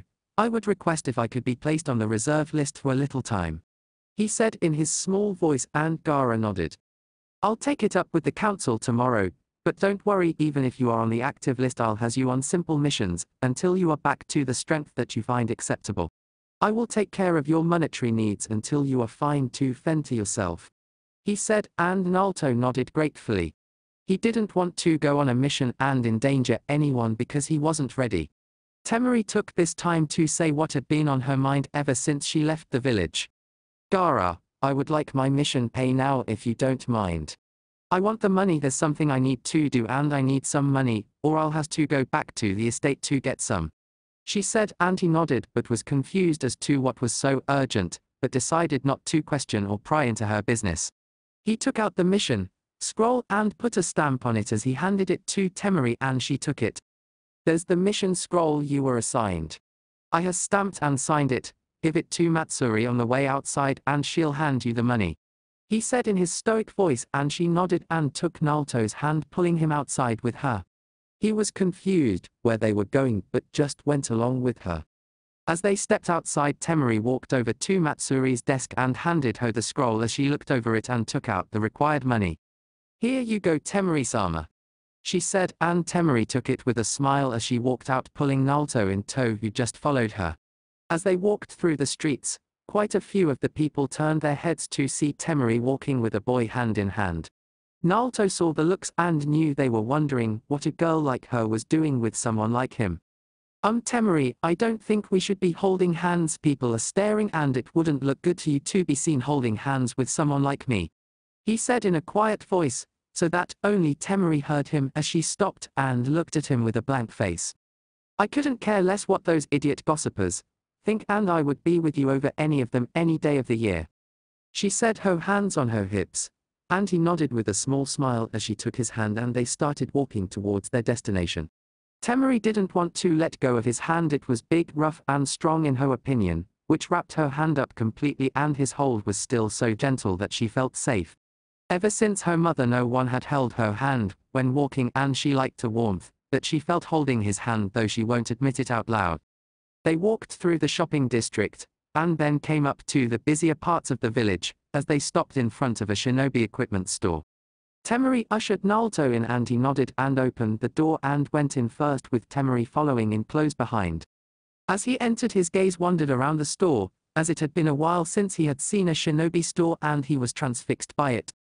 He walked over to the wall that held several weapons and glanced at the swords section as he walked over to the custom-made chakra metal kunai and his hand shot forward to touch it, but he pulled it back. It looked very expensive and he didn't want to offend the store owners. A man came up to him as he had seen him looking over the weapons and he had seen the way he looked at the kunai and waked up to him. His clothes were in pretty rough condition, so he guessed he was here to look over since he wouldn't be able to afford the pricing of his store since this was the best shinobi store in Sunna. "Can I help you, young man? I'm afraid I don't think you'll be able to buy anything here. I don't mean to sound rude, but my store is quite expensive," he said politely, and Naruto nodded and smiled at the man, who was surprised that he didn't mind what he said. "I know, sir, I don't have the money anyways, I was just looking at these, I'm sorry," he said, and the man nodded and gave him a smile at his politeness. He liked the kid but was intrigued by his eyes that showed him he had been through a lot. Temari came up after handing her fan at the counter to maintenance and saw Naruto talking to the store owner and caught the last part of the conversation. "Hideki, he's with me," she said, and the man turned to her surprised and smiled brightly. "Temari-sama, what can I help you with today?" he asked, and she smiled and pointed to Naruto. "As you can see, Naruto here is in need of some clothes and equipment, and he has just joined the village as a shinobi. So I want some clothes and other equipment for him put on my account, alright," she said, and the man turned to Naruto surprised as his gaze turned to the headband on his bicep when he looked closely, and he apologized to him as Naruto waved it off. Temari, this place is quite expensive, we should go to somewhere more cheap, you know. You don't have to spend so much on me," he said softly out of the earshot of Temari, and Temari just put her fingers on his lips, quieting him down, and smiled at him. "Hush, don't worry about it now, let's go and get you something to look as good as me, alright?" she asked playfully and pulled him in the clothing section as Naruto saw that there were only bright colors in there and that the darker colors were quite rare. He guessed it was because of the climate there. He saw Temari going through clothes with a female attendant with a glint in her eyes and smiled a bit seeing her so happy. He decided to let her choose his clothing since he was well aware that his choices weren't the best, and this was the first time he had been in a shinobi store and treated so nicely and not being ripped off. Temari saw him standing off in the side looking at her and grew confused as she walked up to him confused. "What's the matter, Naruto? Why aren't you looking through the clothes? Don't you like this store?" she asked, and he just shook his head. "No, I don't has a good choice with clothing, so I guess I'll go with your choice of clothing for now if that's alright," he asked, and she smiled brightly and nodded. "You just leave it all to me, and I'll be back with the best clothes for you, alright?" she said, and he nodded as she hurried back with the attendant and was going through piles of clothing. He never knew Temari loved to shop so much, but he guessed it must be something all girls love. Finally, after an hour of searching, Temari returned with some clothing and pushed him in the changing room, and he changed into what she had given him. As he came out, Temari's breath was caught in her throat as the attendant too was blushing like a tomato and staring at him. Naruto came out wearing a simple white t-shirt with a cut sleeves blue mesh underneath the protection that was showing his ripping muscles, and sky blue baggy pants with lots of pockets utilities. He was wearing the same sky blue colored shinobi sandals and sky blue fingerless gloves with metal backplates. She had chosen the color that was closest to his eyes to complement them, and he grew nervous with their staring and fiddled around. The colors and the light airy materials would help him in the heat of the desert, she mused. Do you like it?" he asked nervously as both girls broke out of their stupors, and Temari smiled and nodded and had a faint pink blush on her face, and the attendant too nodded and stuttered out a yes. Who knew Naruto could look so nice with some nice clothes, without orange, she thought as she picked up a new beige kunai holster and a white kunai pouch and some medical bandages to tie it up and to wrap it on his legs and forearms to protect them from the sun. She picked up 2 sets of standard kunai and shurikens and brought it up to the counter. The shop owner came and noted everything down and nodded, saying he would send the 4 separate sets of clothing to his home, and Temari said to deliver it to the Sabaku estate. The man was shocked, but nodded and asked for any customizations, and Naruto asked for a pen and paper. The man nodded and handed it to him, as Naruto drew the Uzumaki spiral, and the Namikaze symbol of a lightning bolt in a circle and asked for them to be stitched on the sleeves, and the man nodded as he asked to his shirt and got it done in 15 minutes, handing it to him, and said he would has it done to the rest too. Naruto thanked the man and Temari and both smiled. Chapter 3. Sunegaku no Sato. Temari was pulling Naruto through the streets, and many more of the heads of the villagers were turning as they were surprised to see the Princess of Suna pulling a blonde shinobi whom none of them recognized, but saw the Suna headband and were confused. Many girls were looking at Naruto and blushing and then whispering amongst themselves while the guys were looking on in jealousy.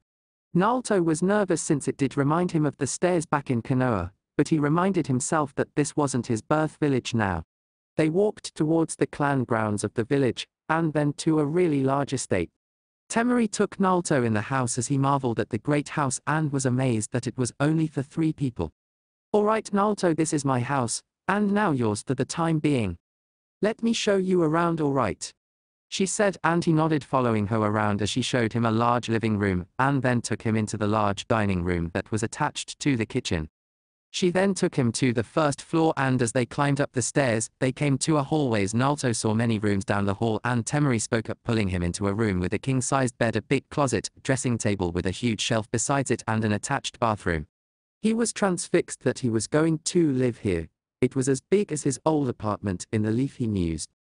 "And Naruto, this is your room. The room beside you is Kankuro's, and the one in front of his is Gaara's, while mine is at the end of the hallway, to the left." She chirped happily, and he nodded with a small smile as he and Temari started walking down towards the living room, as Naruto sat down on the armchair, while Temari plopped down face first on the cushion over the couch. "Man, I wish we could have something to eat just now. The restaurant takes 2 hours to deliver, and I hate to eat there with all the people staring at me all the time," she murmured in the pillow as Naruto smiled a little. "Then maybe I could make you something?" he asked softly, and she looked at him surprised with a raised eyebrow. "You could cook?" she asked in a surprised voice, and he nodded, getting up and walked into the kitchen as Temari sat on the stool beside the counter, as Naruto started to pull out a pan knife and the ingredients that were available. She watched surprised as he washed his hands and then the vegetables, and then started cutting them like a professional. He tossed the piece of steak that he found in the fridge into the frying pan as he started to make a sauce to go over it in the other. As soon as the aroma began to spread, Temari's stomach growled, and Naruto turned to her and smiled as she blushed in embarrassment. "Wow, you really know how to cook. I can tell from just the smell. The only one that could cook amongst us is Kankuro, and that too is just average," she said as she remembered the few times he cooked, and it didn't leave a good taste to remember ever, so she always preferred to order food home. "Here you go," he said, keeping the plate in front of her as he sat in front of her, pulling a stool himself and sat down in front of her. Temari looked at her plate, and the smell was just amazing as she took a fork and cut a piece as she put it in her mouth, and her eyes shot open as her mouth exploded with flavors. She immediately dug into some more, smiling as Naruto saw her and smiled a bit that she liked it and ate slowly himself. Ayame had taught him how to cook, though he always ate at the stand as it gave him company and he didn't like always eating alone. As Temari finished and cleaned her plate, she sighed in relief as she turned to Naruto with a smile. "You're a great cook, Naruto. This beats the hell out of that restaurant's food any day," she said happily, and he smiled as he picked up the plates and went to wash them as Temari leaned against the counter beside him. "I'm glad you like it. I can make you dinner every night if you'd like it. It's the least I could do," he said, and she beamed. Eating food like that every day was heaven. "That would be great, Naruto. Now I don't have to eat Kankuro's bland dishes anymore," she said, scrunching up her nose, and Naruto laughed a little at her expression and she smiled. His laugh was soft, but at least he was coming out a little. Naruto himself felt good. It had been a long time since he had laughed. "You should laugh and smile more, Naruto, it suits you better," she said softly, and he smiled a bit. "Yeah, maybe I might have some things to be happy about here," he whispered, and she smiled and nodded. Both went into their rooms as they changed for the night and went to bed. Midnight. Temari was trying to sleep and was hugging her bear, but was missing the warmth of Naruto as she wrapped her legs around the bear, hugging it tightly to her chest as she scrunched her eyes, but the sleep won't come to her eyes. She was sleeping in just her t-shirt and her white cotton panties. She didn't like to be in much clothes, but she was annoyed that she couldn't sleep now. She turned around a couple of times in her bed, but the sleep just won't come. She got up and decided to get some water. As she passed by Naruto's room, she heard sniffing and she stopped dead in her tracks. She opened the room of his door with a click and went in. As she came close to Naruto's bed to see him trembling and crying in his sleep, as she sat down beside him and put her hand on his forehead and ran her fingers through his hair as his trembling calmed down a little. "Naruto, it's all right. Sleep," she whispered softly as she laid down beside him, when he suddenly wrapped his arms around her and pulled her close to him. She let out a small "eep" and was blushing because of the clothes both were wearing. He was in his boxers and a t-shirt and she too wasn't faring well. But she loved the warmth that he emitted and wrapped her arms around his waist, slowly and softly, and put her face in the crook of his neck as she closed her eyes, and Naruto calmed down and fell into a deep slumber. She too fell asleep from his slight breathing with a small smile. Morning. Temari woke up from a deep sleep that took all of her stress of the constant missions she had been on away.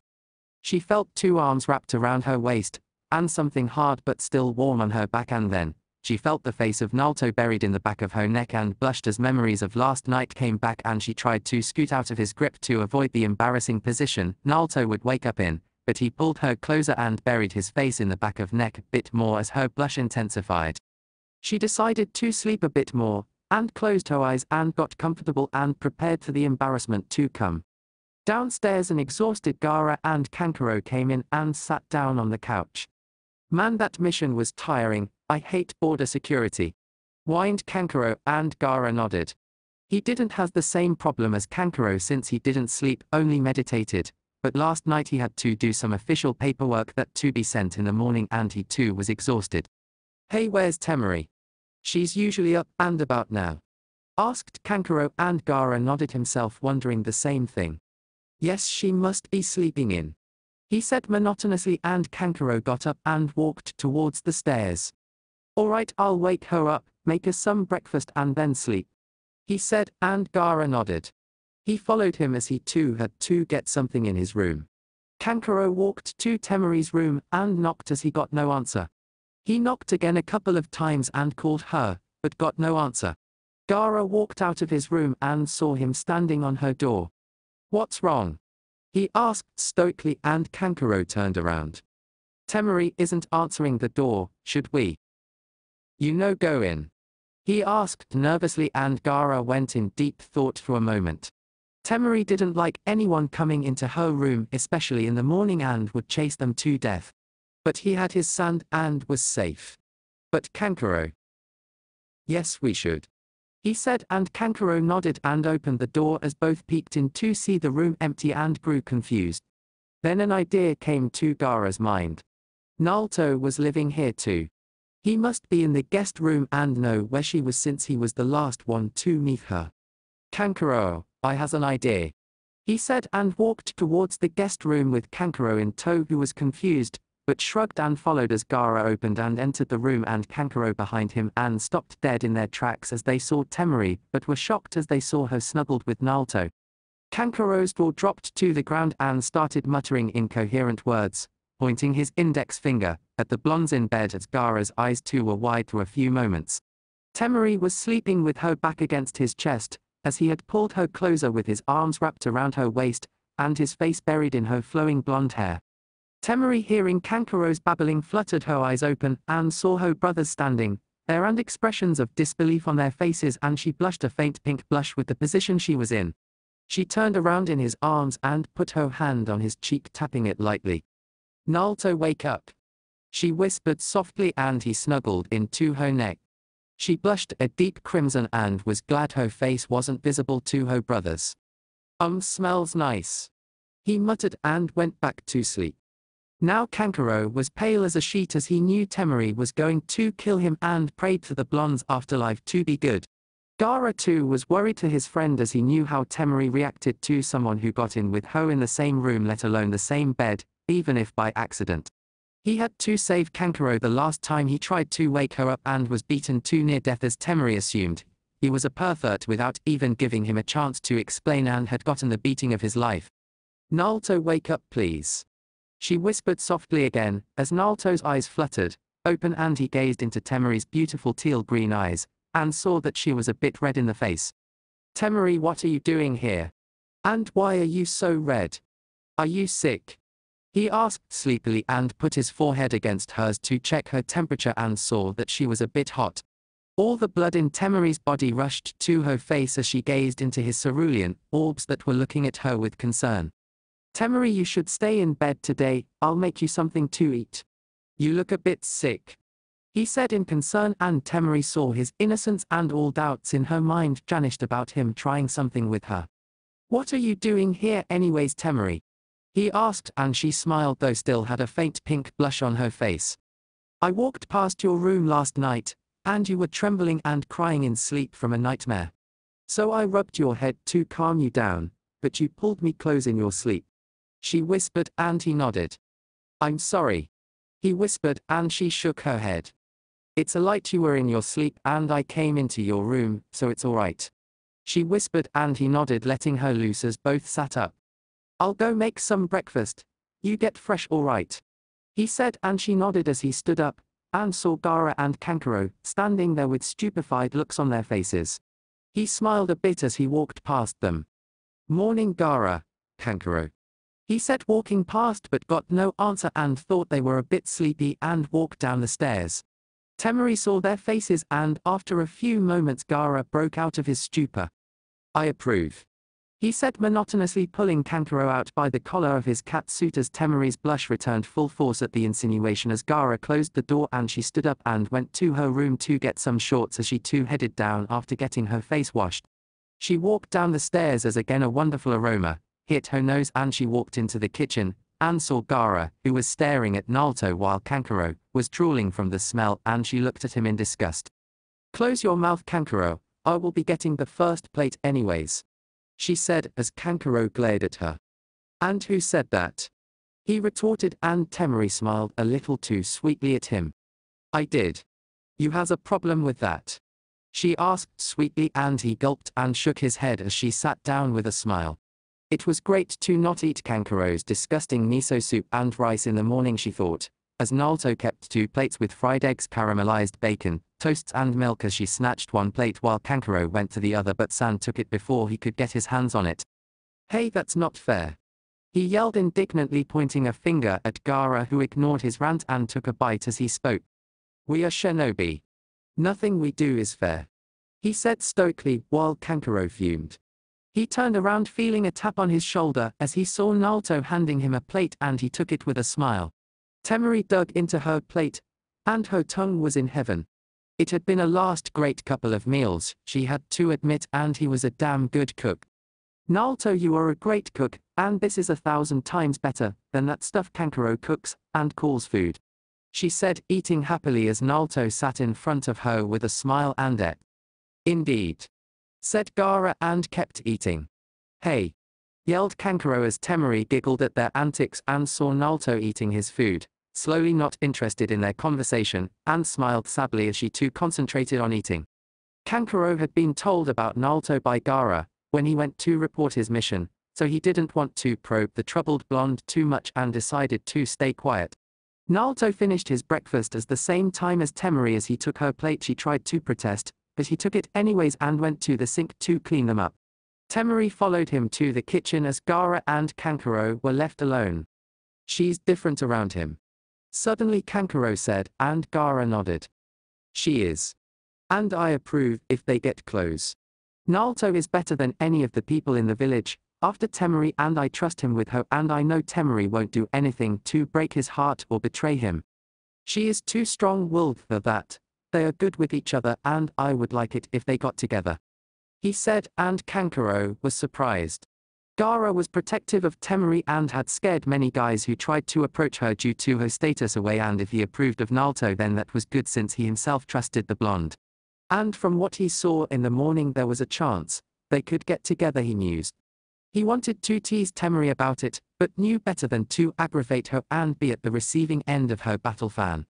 In the kitchen, Naruto was going through the dishes that were used for cooking and the ones he and Temari used as Temari was drying them off, and she decided to ask him something to start up a conversation.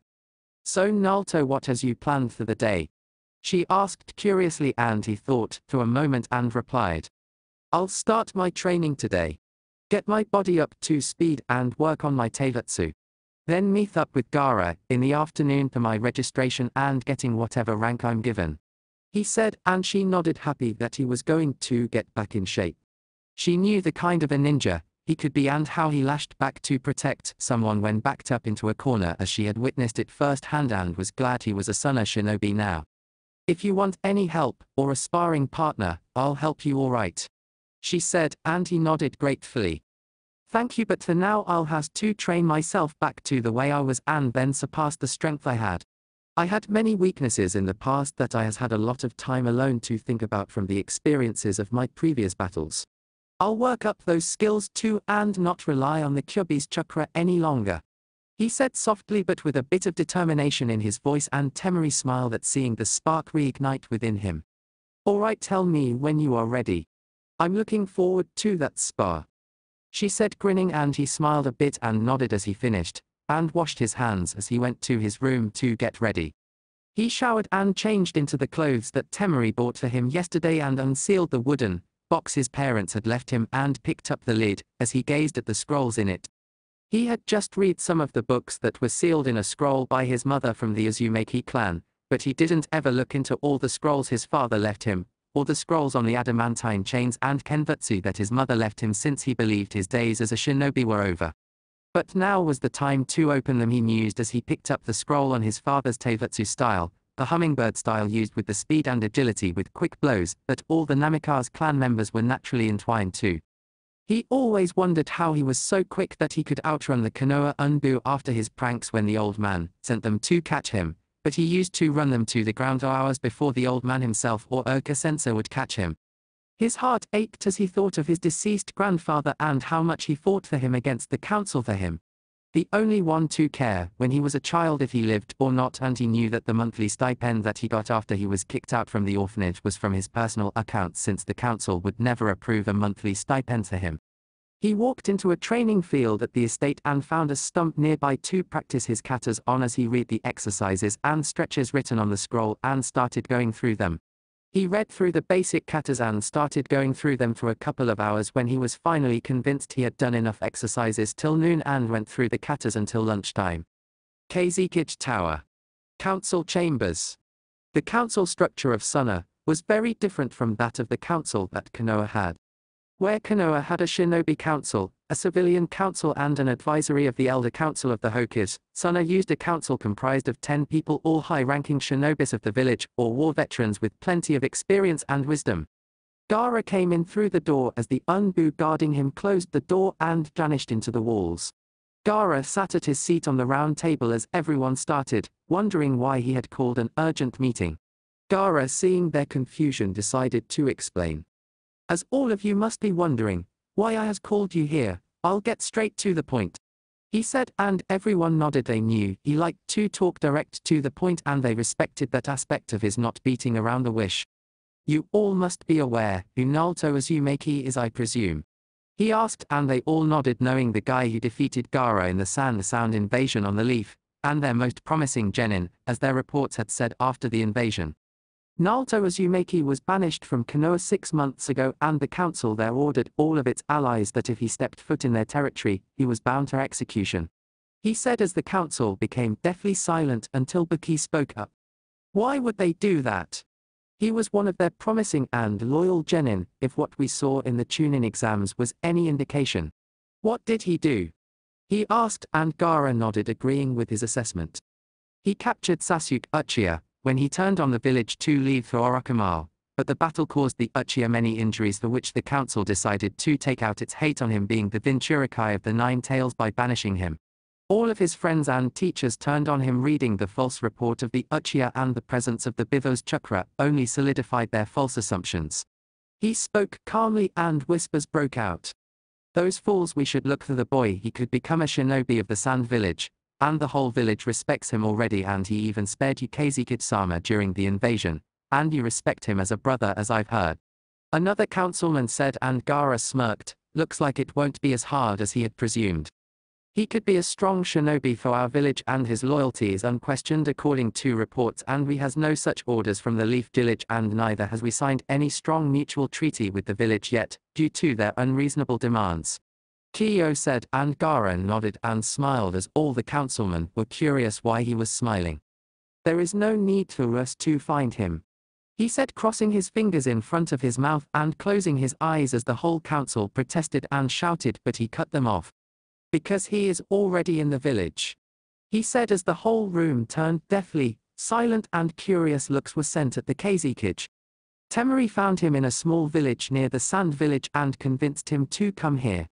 I've already assigned him in the roster and given him his headband, and the only thing left to do is to assign him a suitable rank, for which I am here to your recommendations, he said stoically, and they all murmured amongst themselves before Ebizo spoke up.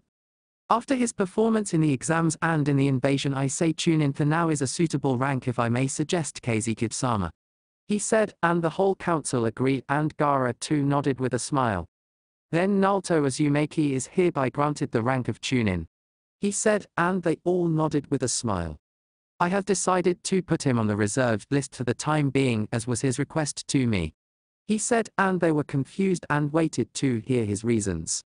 He hasn't used chakra and hasn't trained in the past 6 months to hide himself completely from the enemies that would have chased after him, and has lost his edge. He has requested for an indefinite training time until he finds himself back to his strength to training. And I agree with him. Does the council agree? He asked, and they all nodded. It made sense, and he would only get stronger if he trained nicely. Then the council is dismissed, he said, and they all left with smiles on their faces at the new addition in their shinobi forces. Gaara was glad they saw reason, and him being a Jinchurikai that had a completely stable seal only warranted the council to trust and respect him more. And add to that the fact that he was completely free, he was waiting to be taken in. He was only sad that he didn't find him earlier. Kazekage Tower. Kazekage office. Gaara was going through the documents and mission scrolls when a knock was heard, and he knew who it was. He had been waiting for his friend. Come in, he said, and in walked the mop of sun-kissed blonde hair, and his eyes went wide. He had to say that Temari wasn't wrong when she said he looked great in his shinobi outfit. He too had to admit he looked like a serious shinobi in those clothes, and the scratches he had on his skin and the little dust on his clothes was clear indication that he had been training hard, and his posture was now a bit straighter than yesterday. He noticed and motioned to him to take a seat, knowing he would be tired a bit. Naruto, the council has made its decision and has agreed to accept you as a shinobi of the Sand Village by unanimous voting in your favor, and come to a decision on your rank. After seeing your performance at the exams and in the invasion, you are hereby promoted to the rank of Chunin, he said, handing him a light beige-colored vest that he took with a small smile, and his eyes watered. He was nervous that the council might not accept him, but now all his doubts had been blown away. He wiped his eyes and thanked him, and Gaara nodded, taking out a form. Naruto, here is your registration form. You must know what all you need to fill. Name, clan status, rank, parents, and a signature to pledge your allegiance to Sunagaku no Sato. There's no need to a photograph. I has one already that was taken when you were training, so you won't have to waste time with it, he said, and he nodded, taking it and started filling out all the details truthfully. He handed it back to Gaara, whose his eyes widened as he dropped the paper from shock and pulled out an old bingo book and opened up 2 pages, and looked at him, then back at the book, and then again at him, and sighed. I can't believe no one your village has noticed it until now in all these years. I myself feel stupid for not noticing it. Do you wish to tell the village?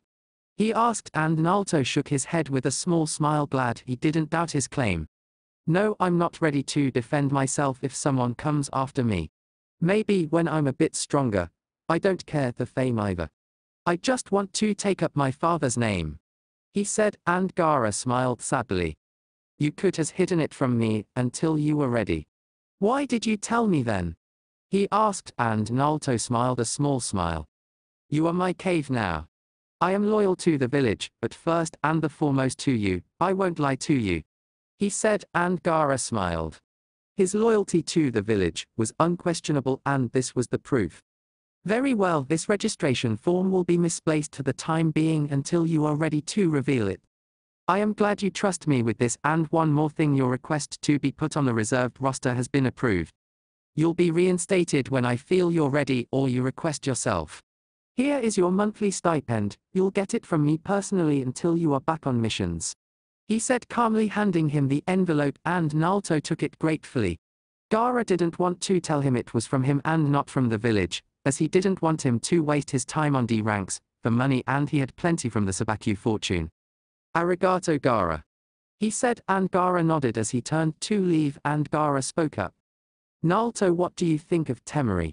He asked as Naruto stopped holding the knob to the door as he turned his head to show his one visible eye deadly serious. He didn't understand why he asked that, but he would answer him nonetheless. My life belongs to her. I would have died had she not pulled me out of my dark time. She is probably the only one I keep above this village. And you? He said, and Gaara nodded as he opened the door and left. A smirk found its way on Gaara's lips as he started going through the documents again. Night time. Naruto was sitting on the roof of the Sabaku estate gazing at the stars and the moon, as had become his habit over the last 6 months of sleeping alone in the alleys on the streets. He felt comfort in the silence and the twinkling of stars and the cool breeze blowing against his face, as he sensed someone behind him, but knew who it was as a small smile graced his lips. Hey! Temari softly said, sitting beside him in her usual white battle kimono with a fishnet wrapping on her right thigh and left calf and her headband on her neck as she brought her knees to her chest and wrapped her arms around them. Hey! He said softly, and both sat in comfortable silence gazing at the sky as Temari spoke up. I heard you were made Chunin, congratulations. She whispered, and he nodded gratefully with a small smile. Arigato, I owe you a lot, Temari. I owe you my life. He whispered, staring at the sky, and a small smile graced her features as Naruto turned his head towards her, his eyes glazed with tears, and she gasped as he continued. I finally belong somewhere. People don't hate me here, they don't throw me out of shops, they don't wish death on me, but I'm a part of the village here.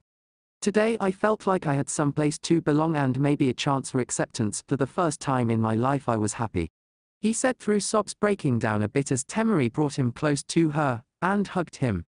She was happy that he had some of his shine returned to his eyes. How much he craved to just being accepted, she thought, cursing the Leaf Village inwardly and running her fingers through his golden locks. Everyone will respect you here, and I has always accepted you, Naruto, and I always will. She whispered, and he nodded as she wiped away her tears as the smell of something cooking reached their noses, and Temari scrunched up her face in disgust. That idiot Kankuro is making something again. He'll eat it alone. I swear I'll die before I has another bowl of his disgusting miso soup again. She said, and Naruto laughed as she leaned her head on his shoulder and scooted closer to avoid the breeze as Naruto wrapped an arm around her waist, pulling her closer to him as a rosy pink blush adorned her cheeks, and she smiled and melted in him, taking in his warmth that blocked the cold breeze. Don't worry, I'll make you something after Kankuro and Gaara are done finishing their dinner, all right? He said softly, and she smiled and nodded on his shoulder. Thank you, I love it when you cook, you know. She whispered, and he put his head on hers, both gazing at the stars, smiling. I know. He whispered back.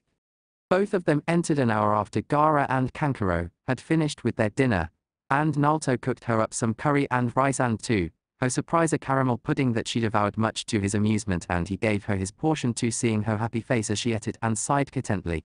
Naruto started going back to his room when he saw Temari stop behind him fidgeting, and he was confused as she was looking down fiddling with her kimono.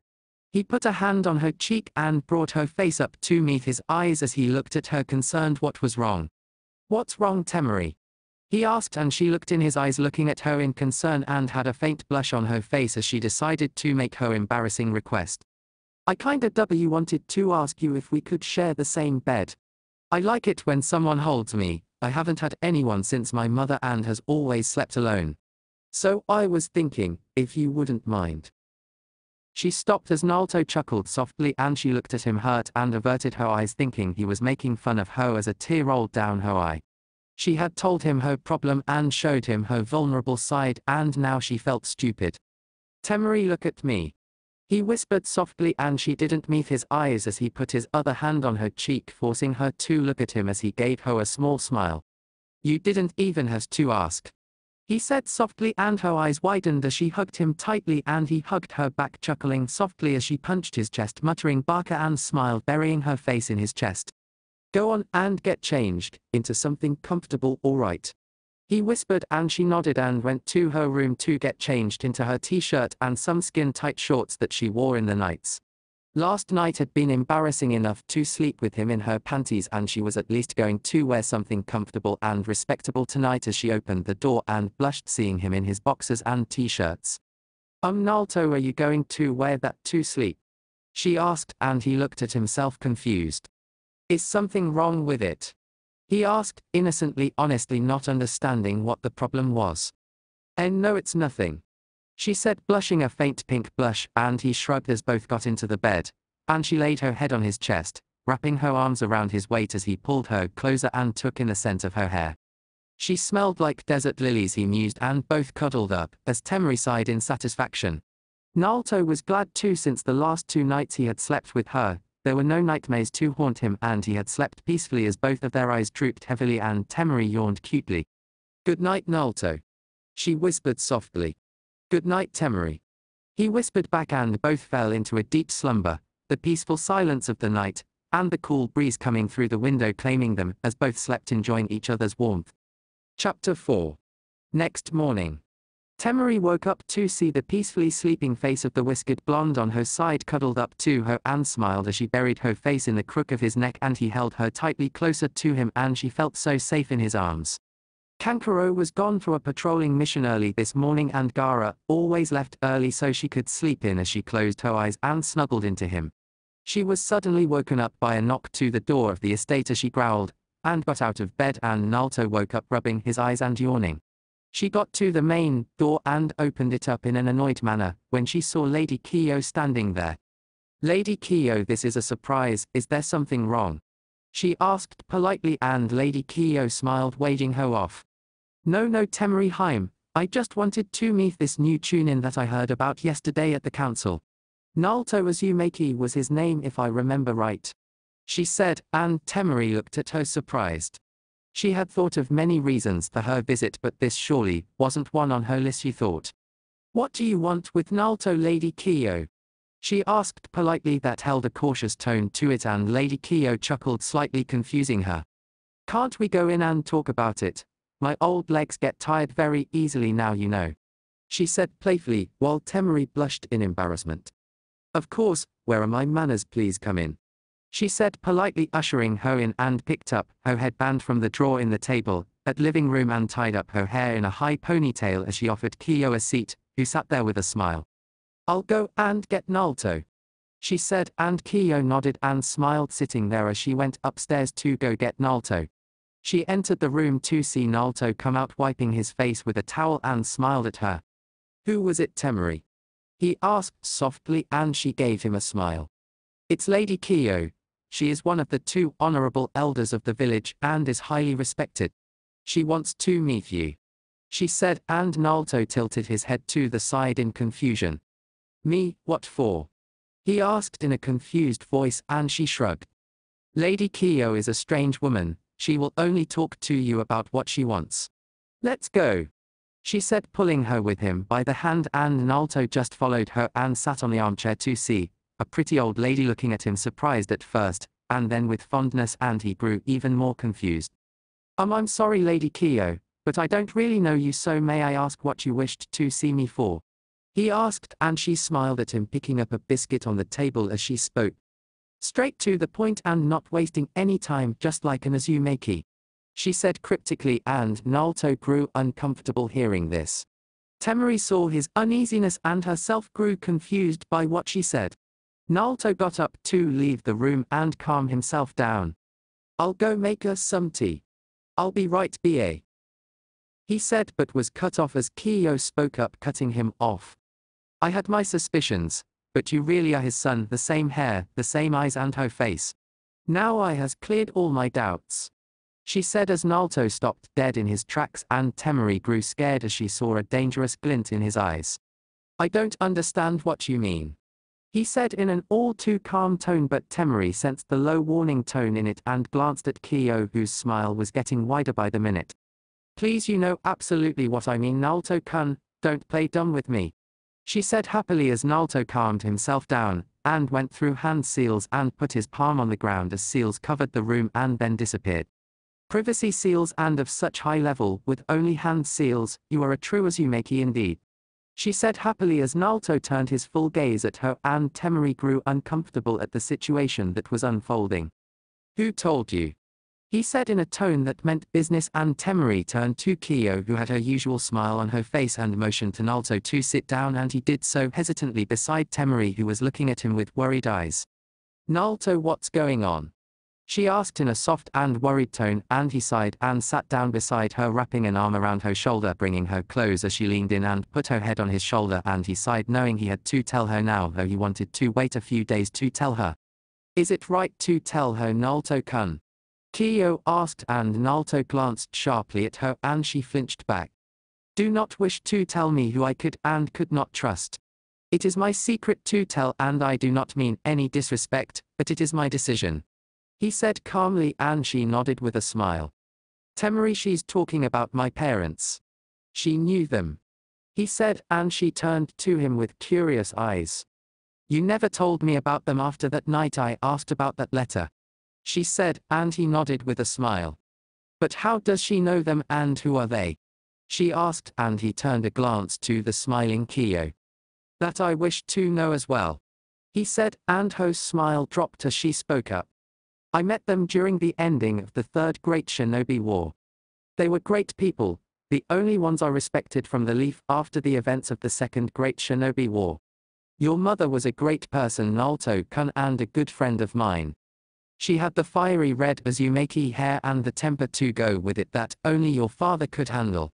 Your father, though I didn't know him closely, was one of the most honorable people I met, and I respected him a lot.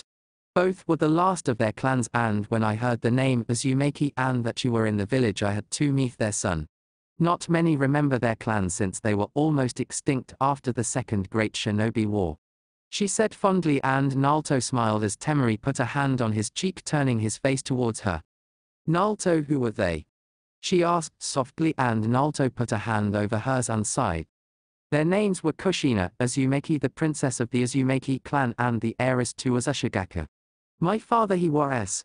He choked a bit as she rubbed his cheek and looked at him warmly. Who was he, Naruto? She asked, and a tear dropped from his eye. Minato Namikaze.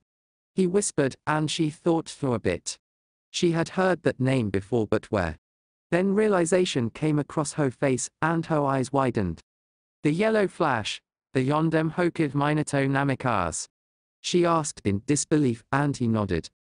Then she said solemnly, and he nodded as tears streamed down his eyes, and she hugged him, bringing his to her chest. Oh, I'm so sorry, Naruto.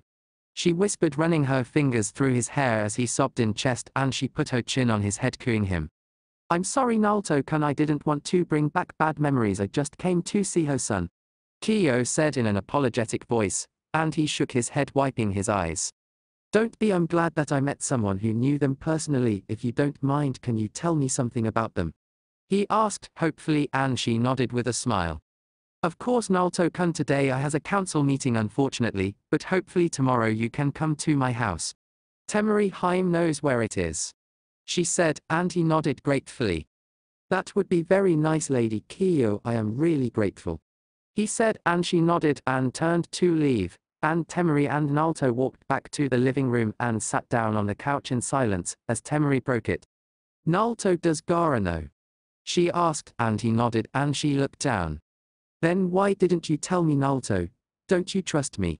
She whispered, and he immediately sat by her side, pulling her in a hug. No, Temari, don't say that, please, I trust you more than life itself. I was going to tell you that night, but I didn't have the courage to tell you that night. I was scared, frightened, and so lost. If it weren't for you, I would be dear. He was silenced as Temari put her fingers on his lips and didn't let him finish.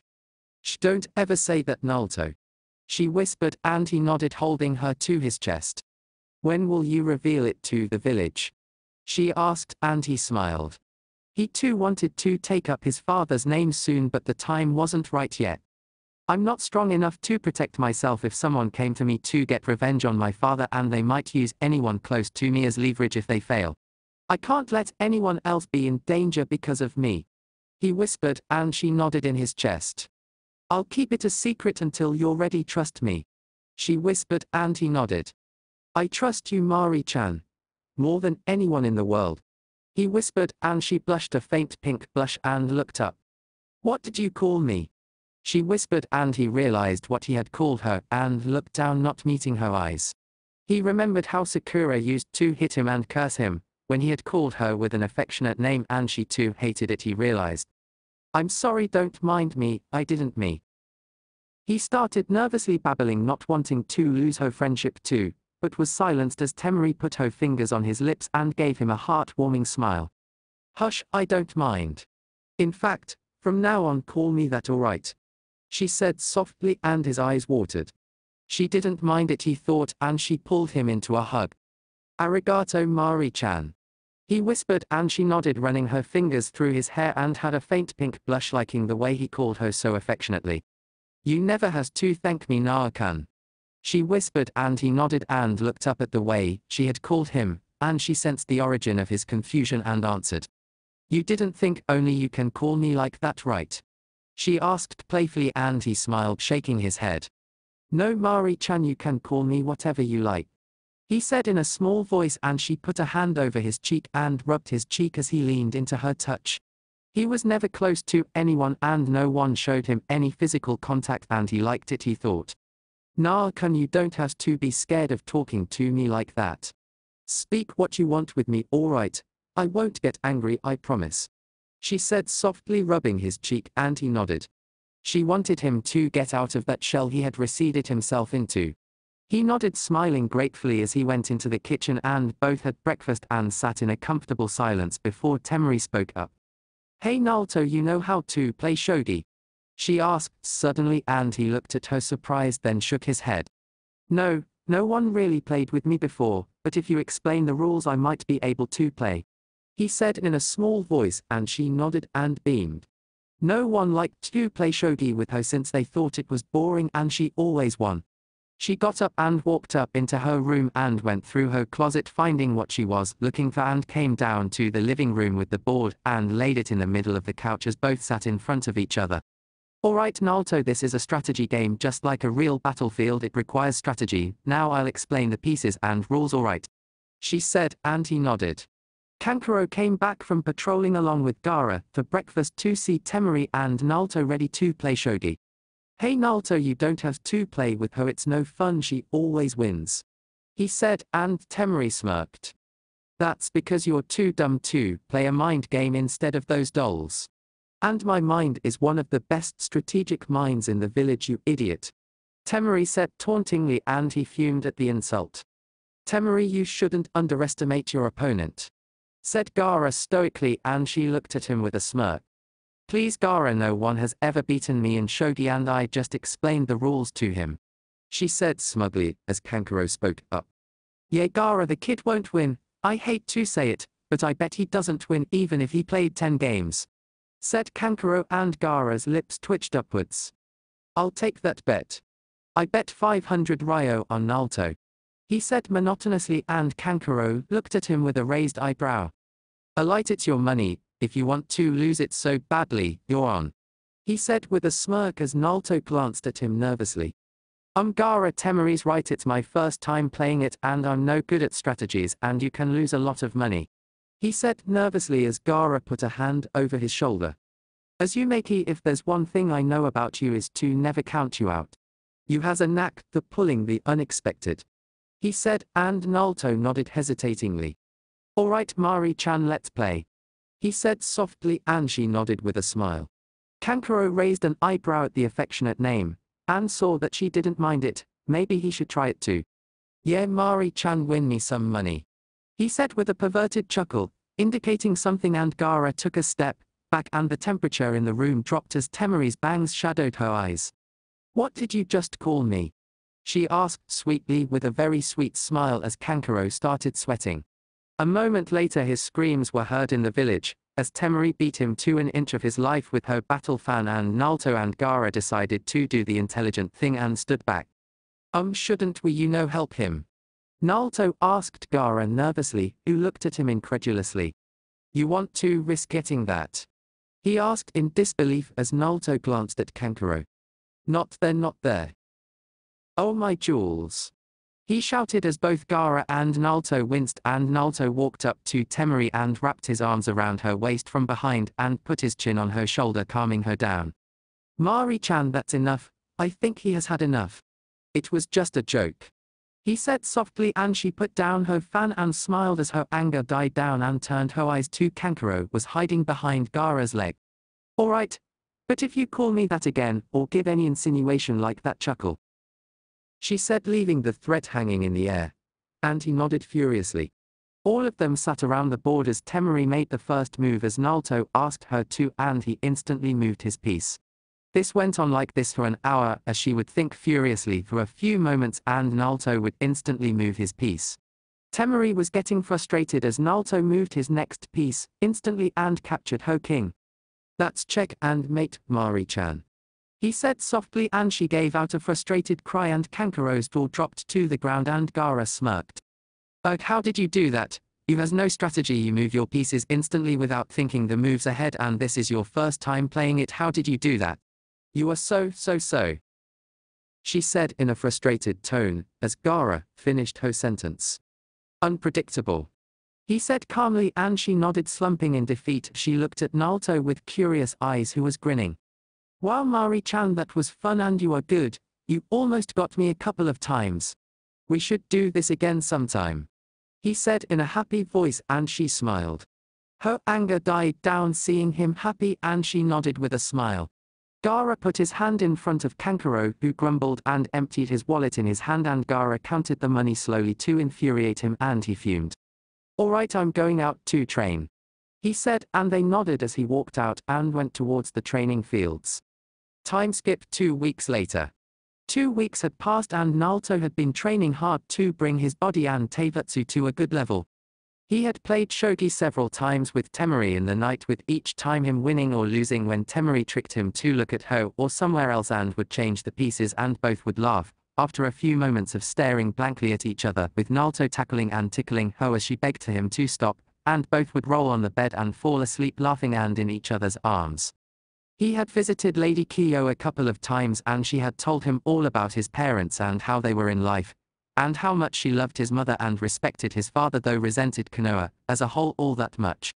She had started giving Temari medical lessons when she went with him, and he found out that Lady Kyo was one of the best medic nins and poison experts in the elemental nations, second best only to Tsunade, as was seen in the Second Great Shinobi War, where she bested her poisons every time she came up with a new one.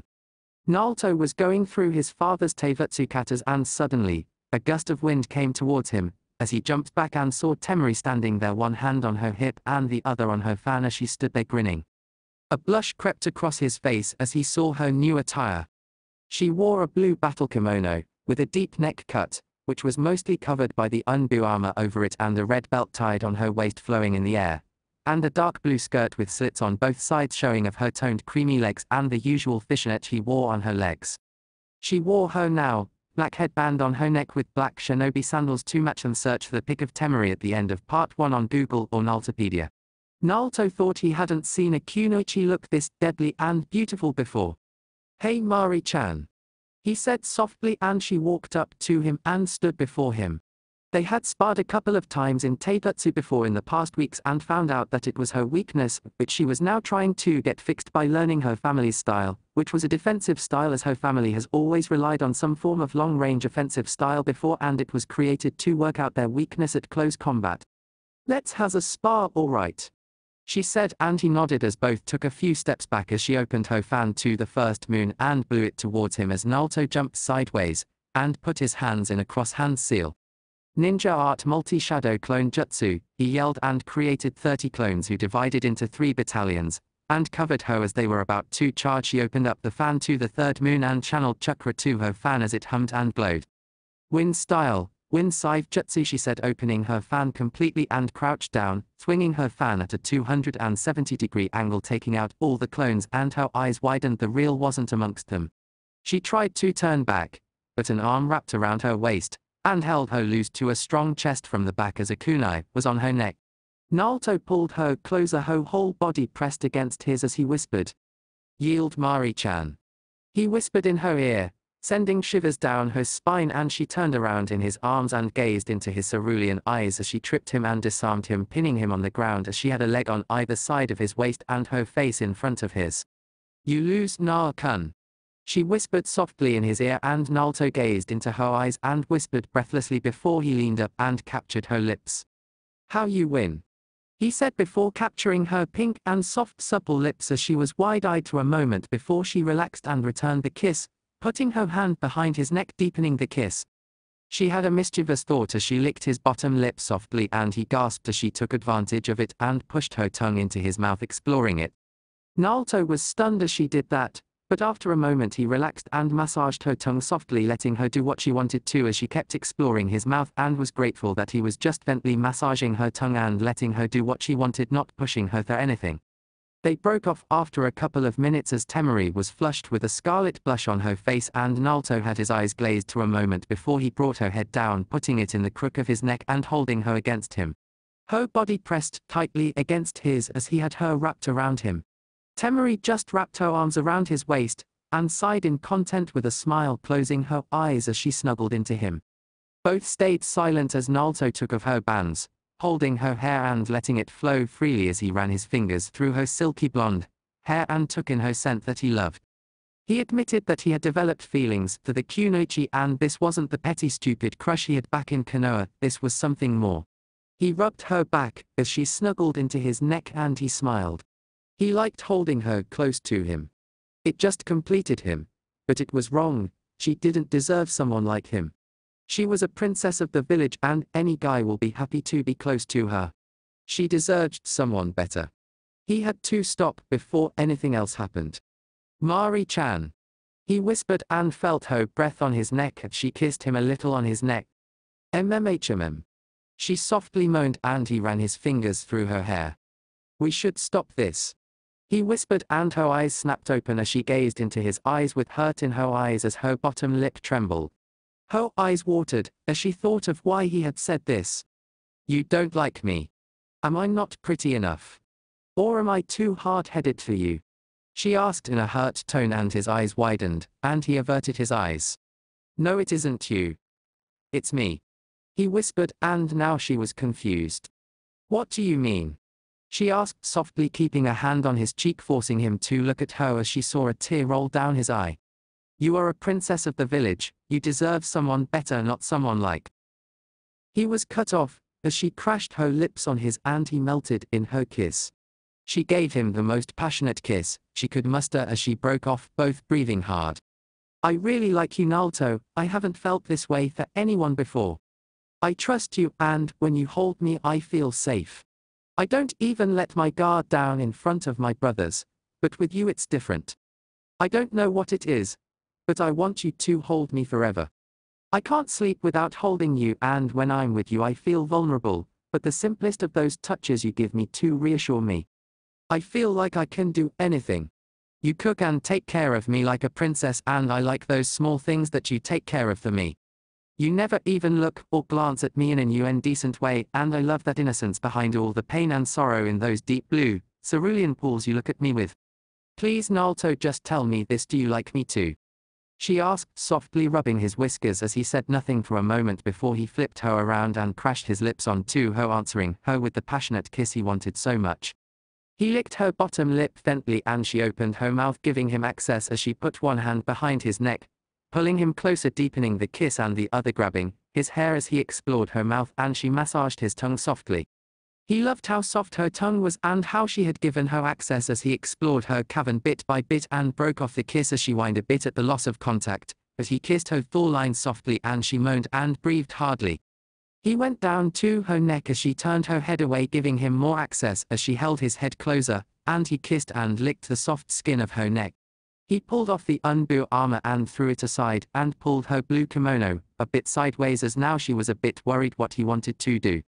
He sensed her tension and started kissing gently and softly on her neck going upwards. He kissed, nipped and licked her neck, gently working his way to her ear as he nibbled it softly, getting another soft moan from her lips. "Don't worry," he whispered softly in her ear, and just like that all her doubts vanished. He won't do anything to harm her in any way, she thought as he kissed her lips softly and pulled away as she tried to deepen it. He kissed her jawline gently, moving down and kissed and licked her neck gently and softly, and she loved his gentle touches on her sensitive skin. And slowly, he pulled the blue part of the kimono he went for earlier a bit sideways, and got access to her collarbone as he put his lips down on the creamy and soft skin of her sweet spot as he licked and kissed it, and her breathing was now becoming so hard, her C-cup breasts heaving up and down heavily. She felt herself getting wet and her panties were feeling drenched as Naruto picked her thigh up, touching and softly rubbing the fishnet-less thigh softly and gently as he captured her lips, and this time both took out their tongues at the same time, battling for dominance as Naruto broke it off after a few moments and again gently put kisses on the other side of her neck as she turned her head the other way, giving him full access, and he pulled her kimono sideways and licked and kissed her collarbone gently and softly. She was breathing erratically now, and her moans and gasps becoming faster and louder as they filled the training field, and Naruto felt his hand on her inner thigh that he was massaging softly, feeling the soft and creamy skin of her inner thigh was now feeling drenched. She was so close to her orgasm, and Naruto gave her the final push as he bit down hard on her neck, giving her a hickey as the dam broke from the pleasure and pain as she came hard. "Naru-kun," she said loudly and breathlessly, moaning his name as her orgasm came, and Naruto licked off the bit of blood from her neck, kissing it gently, easing off her pain as she brought his head up and pecked him with her now swollen pink lips, and brought his head to the crook of her neck and closed her eyes, running her fingers through his hair as Naruto snuggled into her neck and pecked it, pulling the strand of hair aside, and closed his eyes as both breathed hard and were now exhausted. A moment later, Temari started giggling like a schoolgirl, and Naruto glanced at her curiously, seeing the state she was in, and her scarlet blush on her cheeks. He himself was having trouble fighting of the blush. Her hair was disheveled, and her silky blonde hair now flowing around with her kimono loose down to the edge of her breasts and showing off bits of her pink bra. Her skirt was up and showed him her drenched pink panties, with his hand still on the inner side of her thigh as she looked at him lovingly with her arms around his neck, and he asked her what she was giggling about softly, and she answered, "That was my first time kissing anyone, and I have to say not many girls can say that their first time kissing was that amazing," she said softly and playfully, and he chuckled softly and pecked her lips and buried his face in her neck, taking in her scent. It was his first time kissing, actually being this close to a girl, and the spark that he felt was something out of this world as a question came out of his lips unconsciously. "Temari, will you be my girlfriend?" he asked softly, and her eyes widened in surprise, and Naruto quickly continued, not wanting her to think he was forcing her into anything. "It's all right if you don't want to. I don't know a lot about relationships or dating, but I wanted to, you know." He was cut off as Temari captured his lips and stopped his babbling and looked at him lovingly as she broke off. "Of course I will, you idiot. I don't care about the way others go about dating, but you're mine now and I'm not letting you go," she said softly, and he pecked her lips gently as he looked at her with all the love he could muster. "And those soft pink lips now belong to me and I'm not letting you go," he said softly, and she smiled as she held his face to her neck, and both fell asleep from the soft breeze of the few trees in the training field, and the shade of the tree they were under gave them a lot of comfort. Naruto woke up a couple of hours later to see himself wrapped in Temari's arms, who was sleeping soundly, and saw that it was nearly sunset as he kissed her neck gently, getting a soft moan from the sleeping girl, and pecked her lips as she opened her eyes and smiled at him, wrapping her arms around his neck and gazing into his eyes lovingly. "Hey handsome," she said softly, and he smiled. "Hey beautiful," he answered softly, and both leaned in and kissed each other passionately and broke off with a trail of saliva, and both looking flushed and breathing heavily and gazing at each other in love as the orange light of the sunset fell on the field, making it a truly majestic sight. And just as the sun dipped, both leaned into the final kiss of the evening and broke off as the sky now had little light, and broke off from their kiss as Naruto's lower lip bled a bit from the bite Temari gave him as she kissed the bit of blood away, and both got up. Temari fixed her clothes and pulled on her unbu armor and tied her red waistband, which flowed with the breeze, and put her hair in a single high ponytail that came to her waist since it wasn't now divided into the usual 4 pigtails. Both started walking out of the fields. As they came into the shopping district of the village, and Temari put her head on his shoulder and wrapped her body against his arm, and Naruto wrapped his arm, pulling her closer, and both walked slowly, gathering glances and whispers all over the village, not caring in the slightest as they went home. They put off their shinobi equipment, and Temari dropped her unbu armor, now only in her slit skirt and blue deep neck kimono. Naruto started making dinner, and she stood beside him, leaning against the counter, as he stood beside her ready to start chopping the vegetables when she spoke up. "Do you need any help?" she asked, looking down, fiddling with her feet, a faint pink blush on her face, and he raised an eyebrow. He knew she didn't know how to cook, but wanted to be close to him, and smiled as he caught her wrist, spun her around as she squealed, and held her back against his chest, with his chin on her shoulder, and put the knife in her hand as he put his hands on hers and started chopping. Temari had a scarlet blush on her face and loved being so closely held against him.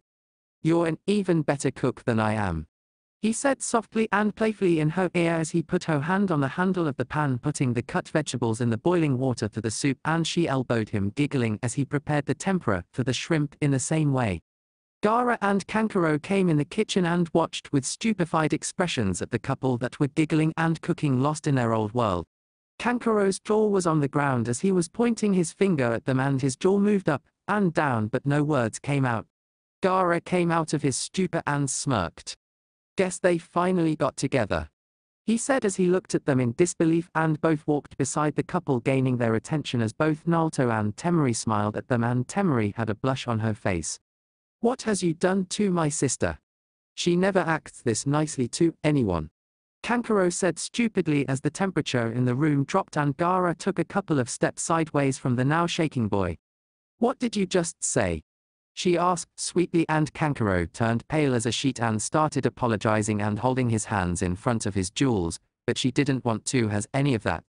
She tried to get off Naruto's hold, but he just held tighter and nibbled her ear, getting a soft moan, and gently kissed her neck softly at several points, gaining a couple of more soft moans as she held her head sideways, giving him access and her anger forgotten. Naruto stopped and put his chin on her shoulder, their cheeks touching as she put a hand on his cheek and smiled. He said sorry, and he didn't mean it. "Mari-chan, you can forgive him, can't you?" he asked softly, and she nodded, rubbing his whisker marks, and melted in his arms as he rubbed her stomach softly. "All right," she whispered with closed eyes, and Naruto smiled and glanced at Kankuro, who was crying anime tears at being saved, and Gaara was smiling. "Take care of my sister Uzumaki," said Gaara, and he smiled and nodded as all of them had dinner, with Temari being pulled on Naruto's lap and both feeding each other, and went to their rooms. Naruto changed in his usual night clothes, and got in bed as Temari came and got in bed with him in her usual nightwear, and he switched off the light, only moonlight coming in through the window as they kissed passionately through a few moments, and broke off, breathing heavily as Temari put her head on his chest and closed her eyes, with Naruto running his fingers through her free-flowing blonde hair, and both had smiles on their faces with blushes on their cheeks. "Good night, Naru-kun," she whispered, closing her eyes. "Good night, Mari-chan," he whispered and closed his eyes, holding her tightly as she snuggled into his neck, and both fell into a deep slumber, enjoying each other's warmth. Chapter 5. Sunegaku no Sato. Time skip 1 month. Naruto opened his eyes as the rays of sunlight flickered over his eyes, and a groan escaped his lips as he tried to move but couldn't. He looked down at his chest to see the familiar mop of sandy blonde hair that he loved so much and smiled. He put his hand gently over her head and started running his fingers through her long blonde hair, tucking in a lock of hair behind her ear as a small smile graced her lips, and she snuggled her face in the crook of his neck and kissed it softly in her sleep, making him chuckle. He saw that she was in a deep slumber, but he had to wake her up and get started on his training. Over the past month since they were together, they hadn't been able to spend much time together since Gaara had her doing missions continuously, with her being called the Wind Mistress of the Sun to her impeccable record in missions. Naruto was happy that she had been promoted to Thounin yesterday, since the forces needed some high-ranking and skilled shinobi in the higher tier of the shinobi forces, and with her strategic mind along with the respect held in the village, both due to her performance and her name and status in the village. Her promotion was unanimous in the vote done by the village council. He brushed the locks of silky blonde hair falling on her face and brushed them off as he leaned down and captured her small and soft pink lips in a kiss. Temari was in a deep sleep when she felt something pressed against her lips and opened her eyes groggily to see, but the sensation on her lips told her what it was, and she wrapped her arms around his neck as she now lay on top of him, and he had one hand buried in her hair and the other soothingly rubbing her lower back just above the waistband of the panties that were the only thing covering her at the moment apart from the loose t-shirt he wore to sleep. She loved those gentle touches he gave her and make her melt in his arms, but would never do anything that would take it too far. She trusted him so much that over the past month, she had become comfortable enough to wear just a t-shirt and panties in her sleep, and never once had Naruto gave her even a wrong touch that would make her feel uncomfortable or tried anything to fool around. Flashback. She still remembered last night. She had been dead tired by the continuous missions that had been straining her and had come home in the evening dead tired to see Naruto just come back from his own training in the same condition as her. He had still cooked her dinner with her favorite side dish and had asked her to come to the room early and get changed just in a towel. She was stunned by his request, but had agreed with a smile. The trust she held for him didn't make her doubt him in the slightest. She got into the room to see Naruto in the bathroom and got out of her clothes, and wrapped a small towel on herself and lied down on the bed on her stomach, her face in the pillow, dead tired. She was barely hanging on to consciousness and was about to fall asleep any moment. She didn't even sense the bathroom door opening and Naruto coming out and sitting down beside her on the bed. She shivered as she felt Naruto's breath on her neck, as she felt him give him a small kiss on her neck, and let out a soft moan and smiled. She suddenly felt something wet on her shoulders, and looked up to see Naruto rolling up his sleeves and looked at him curiously. "So what are you about to do, Naruto-kun? Why did you ask me to remove my clothes and get here only in a towel?" she asked softly, and he smiled as he kissed her on her cheek softly and nibbled her ear as she let out a soft moan and whispered, "Mari Haim, you has been so stressed over the month and your body needs time to rest. I'll take off your stress tonight," he whispered, and shivers ran down her spine as she gazed into his cerulean eyes, gazing at her lovingly, and nodded. She felt him rub the wet substance all over her uncovered shoulders when he started applying pressure and working out the kinks in her shoulders. She immediately understood he was giving her a massage, and let out a soft moan as she felt her tense shoulder relaxing. She felt him rubbing her shoulders gently, when all of a sudden he would squeeze her hard and she would let out a soft moan. Naruto-kun, you didn't has to do this," she said between moans as she felt his breath on her neck and felt him kissing the sensitive skin on her neck, squeezing her arms hardly under him as he nibbled her ear, and she let out another soft moan. "You don't seem like complaining," he whispered, and started pulling down the towel gently to her waist as she got up a bit to let him, and he pulled it down until it reached her lower back and still left her butt covered, and started massaging her back with the massaging oil, sometimes gentle and sometimes harder on the tense muscles, where she would let out a soft moan. Naruto-kun," she whispered in a moan, and he brought his head down to listen to her closely. "Yes, Haim," he whispered gently, and she smiled. "You scare me sometimes, you know that, she said, and let out a soft moan as he pushed his hands on a pulled muscle and working out the pain. "Why is that, Haim?" he asked softly, and she smiled at the concern and affection in his voice. "The amount of control you have over me with just a touch or whisper is right there too much," she said softly, and he rubbed the part she responded to. "You make me come without ever even touching the wrong way, and just with gentle kisses and touches. You know, if you want to, that I would give myself to you anytime, right?"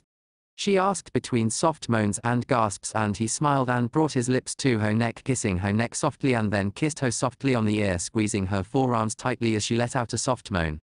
"I would never touch you in any way you don't want, Haim, and I would die before I force you into anything like that," he said softly, and she smiled and got up, covering her breast by crossing her arms and holding the towel as she kissed him gently on the lips.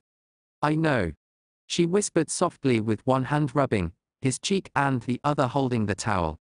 Naruto smiled and turned her around, gently laying her back down in the previous position as he started on her thighs and calves, and her soft moans and gasps filled the room again. She was grateful since she knew how tired he was from all the body conditioning and pure high-speed based taijutsu he was practicing every day and still did this for her. He stopped after 15 minutes and covered her with the towel again and saw that she was just about to sleep. Not now him, just hold on a bit longer for me, alright? He said softly and picked her up bridal style, carrying her into the bathroom as she saw the bathtub filled with water and herbs as he put her down in the warm water, and all the muscles in her body relaxed and she let out a content sigh. She was thankful for the bath he had prepared for her, and would never tell him, but her orgasm came twice in that massage he gave her, and now she was feeling exhausted and was barely able to stand. All the oil was washed off from her body as Naruto came in 15 minutes later, and picked her up from the bath that was beginning too cold as she wrapped her arms around his neck and knew she was making him wet, but he didn't mind the slightest. He put her down behind the changing wooden panel and wrapped her up in a big, dry towel and handed her a t-shirt and panties and stood at the other side of the panel. She dried herself off and put on her t-shirt and panties, and now her legs were trembling from just standing up. "Nah-kun, I'm done," she whispered, embarrassed that she couldn't even stand up without help, and her legs were now numb from the pleasure of the massage and the orgasms she had. Naruto came and picked her up bridal style and she snuggled into his chest, wrapping her arms around his neck as she yawned cutely, and Naruto put her on the bed gently and tucked her in the blanket, giving her a small peck on the lips as he walked back, but Temari gripped his wrist. "Where are you going?" she asked, and he smiled. "Well, Haim, I'll be back after a shower and change of clothes, alright?" he said, and she softened her hold and nodded. "Hurry up, alright?" she said in a pleading and small voice, and he bent down and gave her a gentle kiss on the lips as he put a strand of hair behind her ear. "I will, Haim. Just give me 15 minutes. He said, and she let go with a nod as he went into the bathroom and showered, changing into his night clothes, and came out after 20 minutes and gently got into the blanket, switching the lights off as Temari wrapped herself around him and yawned as she kissed his neck and buried her face in it. "You're late," she said in a mock, angry voice, and he smiled. "I'm sorry, Haim, but I just missed a precious 5 minutes with an angel. Can you blame me?" he asked softly in a playful voice, and she smiled. "And just who might this angel be?" she asked softly and equally playfully. "Well, she just has these beautiful blonde hair, teal green eyes that hold all the warmth in the world, and soft small pink lips that just belong to me," he said softly, and she let out a mock growl.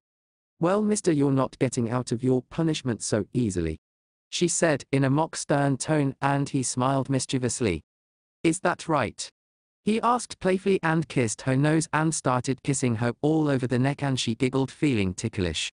All right, I forgive you, now stop," she said in between giggles, and he stopped and gave her a smile. "See, now that wasn't so hard now, was it?" he asked gently, cupping her cheek as they put their forehead together, gazing into each other's eyes lovingly. "Arigato," she whispered, and he smiled and kissed her forehead, wrapping her up in his arms and put her head on his chest. "Sleep now, Haim, you're tired, you need the rest," he said softly, and kissed the top of her head, running his fingers in her hair as she yawned and her eyes drooped heavily. "Good night, Naruto," she whispered as sleep claimed her. "Good night, Mari Haim," he whispered, and his own eyes closed as he gave into his own exhaustion. End of flashback. She was broken out of her thoughts as both broke the kiss, and both had their foreheads touching and were gazing at each other lovingly. "Morning, Naruto," she whispered. "Morning, Mari Haim," he whispered, and she smiled as both sat up with Naruto leaning his back against the headboard of the bed, and Temari put her head on his shoulder and wrapped her arms around his waist as he brought her closer, pulling her close to him with her waist. Temari stretched her muscles a bit, and they felt like they had just been rebuilt, and she felt that she could take on anything. She gazed at Naruto's face and saw that he was tired. His eyes showed her what he was feeling, and she felt guilty that he had done that last night to her, even after his own exhaustion. Then an idea popped into her mind. "Naruto," she whispered, and he looked down to see her drawing circles on his chest. "Yes, Haim?" he asked, and she looked up to see his eyes looking at her with the same innocence he always had. "Take the day off today. Let's celebrate my promotion. We has our first date too, you know," she said, and he put his finger under her chin and kissed her lips softly.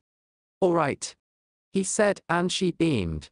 Both got up and went downstairs to see Gaara and Kankuro eating a widespread breakfast, and Naruto was confused.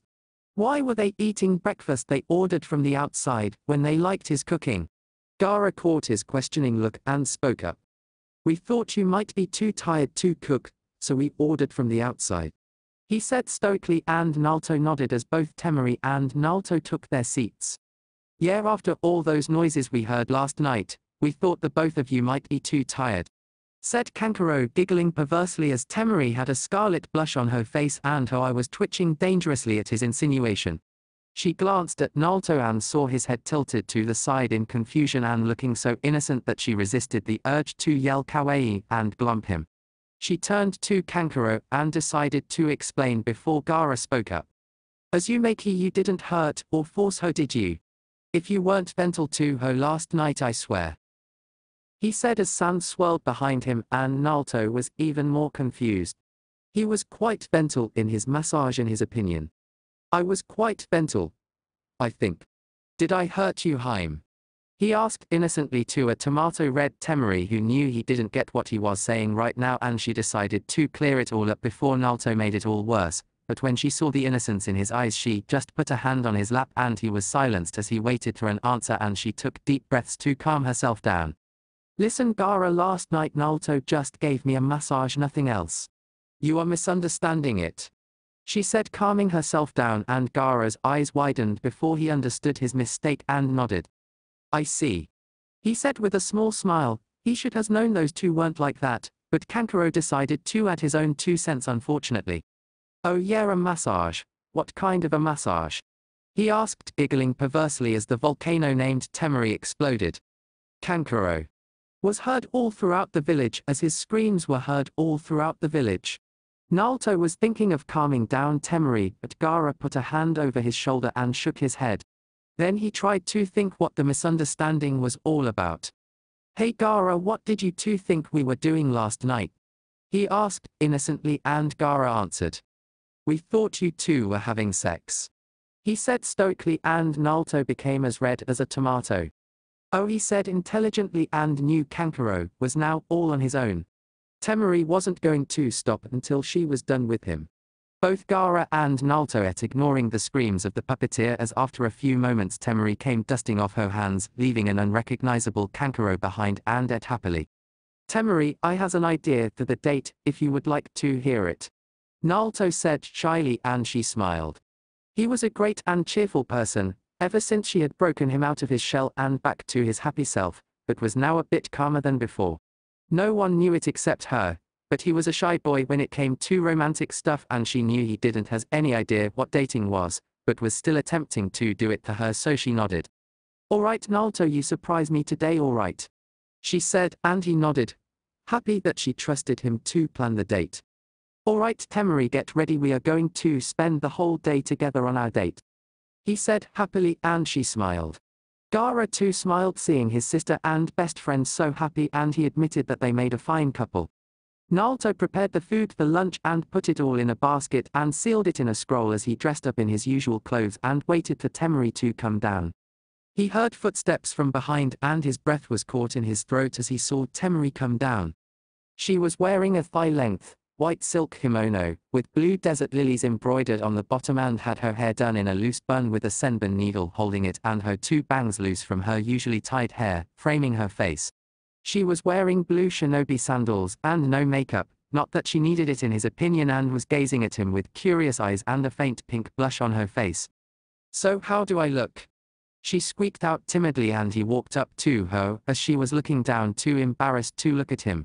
He brought her chin up and captured her lips in a small kiss and nibbled her ear, getting a soft moan, and smiled at his ability to make her so sensitive to his touches. For a moment, there you took my breath away, he whispered, and she blushed a scarlet red blush and buried her face in his shoulder, too embarrassed to look at him, and Naruto chuckled softly and wrapped her up in his arms as she wrapped her arms around his waist. Baka, she whispered, and he chuckled at her embarrassed voice. Really, so I am a baka to think my Haim is so pretty? He asked playfully, and she punched his chest and looked at him, trying to glare, but failing with the blush present on her face. Yes, you're still a baka. But you're my baka. she said softly and buried her face in his neck as she knew he was smiling at her blush and she was too embarrassed to show it to him. I should wear something nice too. I didn't know we were supposed to dress up for dates, he said, and she looked up at him with a smile. She knew all about his social problems, and never once had she minded it in the least. So what if he didn't do the things that usually couples do? His innocent eyes and loving heart made it all up through it and even beyond it in her opinion. No, I chose your clothes, remember, you look handsome enough as it is, I don't want to beat the girls off of you, she said happily, and he grinned foxily at her. Why, afraid someone might steal me? He asked playfully, and she looked at him annoyed. As if let those sluts try, I'll beat them out of it with my fans, she said as two fans appeared from her loose kimono sleeves, and he smiled. She was a true kunoichi, always ready for a battle, not like those fangirls he saw in his old village. He kissed her neck, gently licking and kissing her sensitive points as her breathing became erratic and she let out a soft moan, and he smiled, pecking her lips, as he brought his mouth to her ear. You're the only one I want to hear those soft moans from my Heim, he said softly, and she hugged him tightly, expressing how much she cared for him and loved him. He wrapped his arms around her as she melted in his arms. Alright, let's go, Mari Heim, we still has that date, you know, he said, and she nodded as both left the Sabaku estate and walked through the village. Temari was wrapped up against him with him holding by her waist and her head on his shoulder. Most of the shop owners smiled and waved at them since they were the most popular couple in the village, and almost everyone knew about him now due to Temari. Temari, who already had a fan club in the village, had less boys chasing after her since they knew she only had eyes for Naruto and none had the balls to stand against her brother. Naruto apparently had his own little fan club, which annoyed Temari to no end since she had found a couple of girls flirting with him, telling him how good his exotic features were. Naruto, being the ever-oblivious one, thought it was good to be praised and was thanking them, not understanding. They were flirting until Temari had scared them off, and had scolded him lightly like a mother would with her hands on her hips, and he had apologized, saying he didn't know. She couldn't even stay mad as she had looked at his innocent eyes apology and had forgiven him, instantly hugging him, saying it was alright. So where are we going, Naru-kun? She whispered, and he smiled, holding her waist tightly and kissed the top of her head as she snuggled into his shoulder. That's a surprise, Heim, but I think you'll like it. I found it myself last week, and it's a great place, he said, and now her curiosity was raised as they walked towards the residential area of the village that was still scarce and was mostly for sale to new residents, and walked into a clearing. Suddenly Naruto stopped and got behind her, and as she tried to turn, but he held her close and in place by her stomach and put another hand on her eyes as she smiled, already knowing what he was doing. What are you doing, Naru-kun? She asked, and he answered as he put his head on her shoulder, their cheeks touching, and Temari leaned in to make their contact closer, and he smiled as their cheeks were now together. Walk with me, Heim, I want to surprise you, he said softly, and she nodded as he started to walk slowly with her to a part of the clearing. As they walked slowly, and Temari stumbled a few times, giggling as Naruto kept her in place. She noticed that suddenly, she felt the air quite colder and a lot less dry as she smelled the smell of wet, muddy soil and trees, and heard the sound of water falling, and stopped as Naruto held her closer and nibbled her ear softly as she giggled, and he whispered, "Alright, Heim, we're here. So are you ready?" he asked, and she nodded with a smile as Naruto put his hand out, and she opened her eyes slowly, and her eyes widened as her heart skipped a beat. She put her hands over her mouth in surprise. She saw that they were in a strange cave which was as big as the Sabaku estate, and there were trees in here, and greenery like she had never before seen in Suna. There was a small waterfall coming from a crack in the cave which led a small stream through the cave. She saw many small white tiger cubs playing as a small cub came near her legs, rubbing himself against her, and she picked him up softly, cradling him in her arms as he looked at her with wide, curious eyes, and she kissed his nose as he purred softly and nuzzled in her arms. She smiled, brushing his soft fur as it walked up her arms and shoulders and wrapped itself behind her neck, and fell asleep as she giggled at the cute little cub. She turned to Naruto, who was standing watching the interaction with a smile. "Where are we, Naru-kun? How did you find this place?" she asked in a trance, and he smiled. "Well, that cub that you has on your neck, sleeping, is Kiara, my personal summon of the White Tiger clan. A week ago I tried to summon to see if I could still summon the toads and landed in the realm of the White Tiger clan. Their leader Lord Fenrir accepted me as their summoner and came to see where I lived. He could become small like a normal tiger and walked around the village outside of the view of people and said that this place was too barren for the summoner of the prideful white tiger clan. He came with me here, and saw this small barren hill, then asked me to break the hill at a certain point. I smashed a Rasengan and the opening to this cave opened up. We came in to see this big round barren cave, and he reverse summoned the elder tigers here, who used their skills with nature chakra that they said they would train me in the future and changed it into this. I opened up some holes restricted by environment seals that only let sunlight come in, and there you have it. He said, pointing to the cave with his arms, and she looked around at the majestic place. I have talked about it to Gara and he has bought this place for me and I'll pay him back after I collect enough money. This place is restricted by heavy Azumaki barrier seals attuned only to mine and your chakra, and I will build my house here to live here, and raise my family here. Most probably with you. He whispered the last part out very slowly, but Temari heard it and smiled as she hugged him tightly. This a great place to raise our family here, one day Naruto-kun. She said softly, and he looked at her with wide eyes. Are you saying that you want to raise a family with me?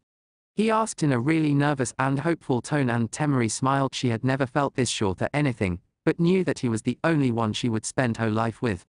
Yes, Naruto-kun, you're the only one I would want to spend my life with, that is if you would want to. She said in a questioning tone, at Naruto, who was staring at her as she rubbed his whiskers, when he suddenly wrapped his arms around her and kissed her passionately. Their lips moved in a synchronized manner, as Naruto licked her bottom lip softly and she opened her mouth as he explored her mouth, and she massaged his tongue, letting him do what he wanted. He broke off the kiss after 2 minutes as both were breathing heavily, and she saw tears streaming down his eyes when he suddenly captured her lips again, and she moaned as their tongues battled to dominance and held his golden hair as she pushed her tongue in his mouth and he massaged it gently, and they broke off. She saw he was still crying when he embraced her in the tightest hug he had ever held her in, and sobbed as she held him and ran her fingers in his hair trying to calm him down. Why are you crying, Naruto-kun? What's wrong? She asked softly, gently cradling his head in her chest as he spoke in between sobs.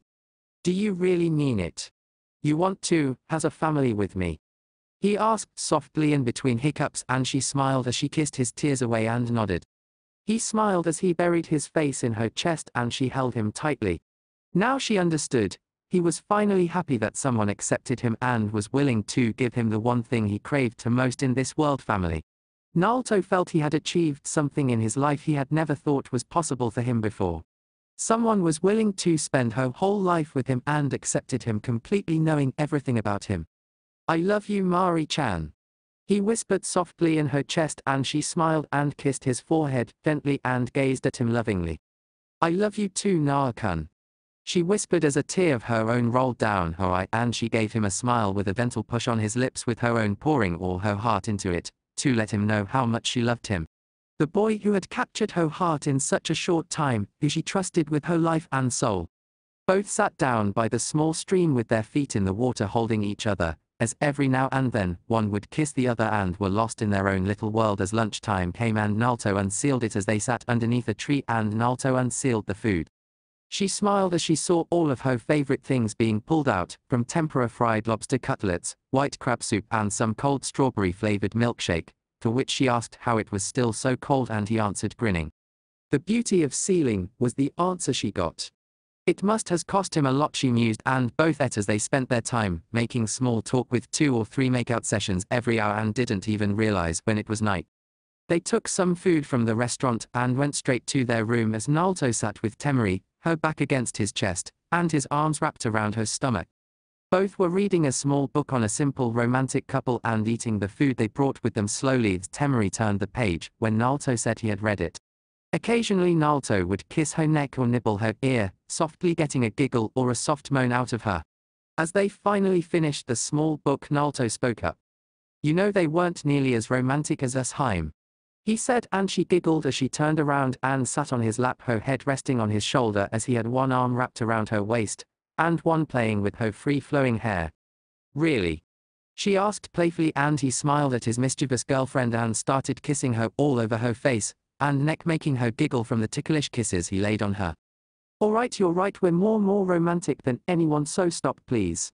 She said as tears came from her eyes from laughing, as he stopped and both rested in each other's arms as Naruto pulled up a blanket up to their necks, and Temari snuggled into his arms, burying her face in his neck, kissing it softly as she yawned cutely and closed her eyes, sighing happily.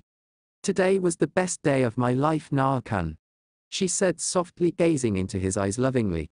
Mine too, Haim, he said softly, returning her gaze, and pushed his lips to her, gently kissing her lips as both broke off and closed their eyes, snuggling into each other's arms as Naruto switched the lights off. Good night, Mari-chan, he whispered, kissing the top of her head and closing his eyes as he pulled her closer by her waist. Good night, Naruto, she whispered, giving him a soft kiss on his neck and snuggling her face into it as she closed her eyes, and sleep claimed the both of them. That's it for this part. If you enjoyed it, then like, share and subscribe, and also check out the playlist.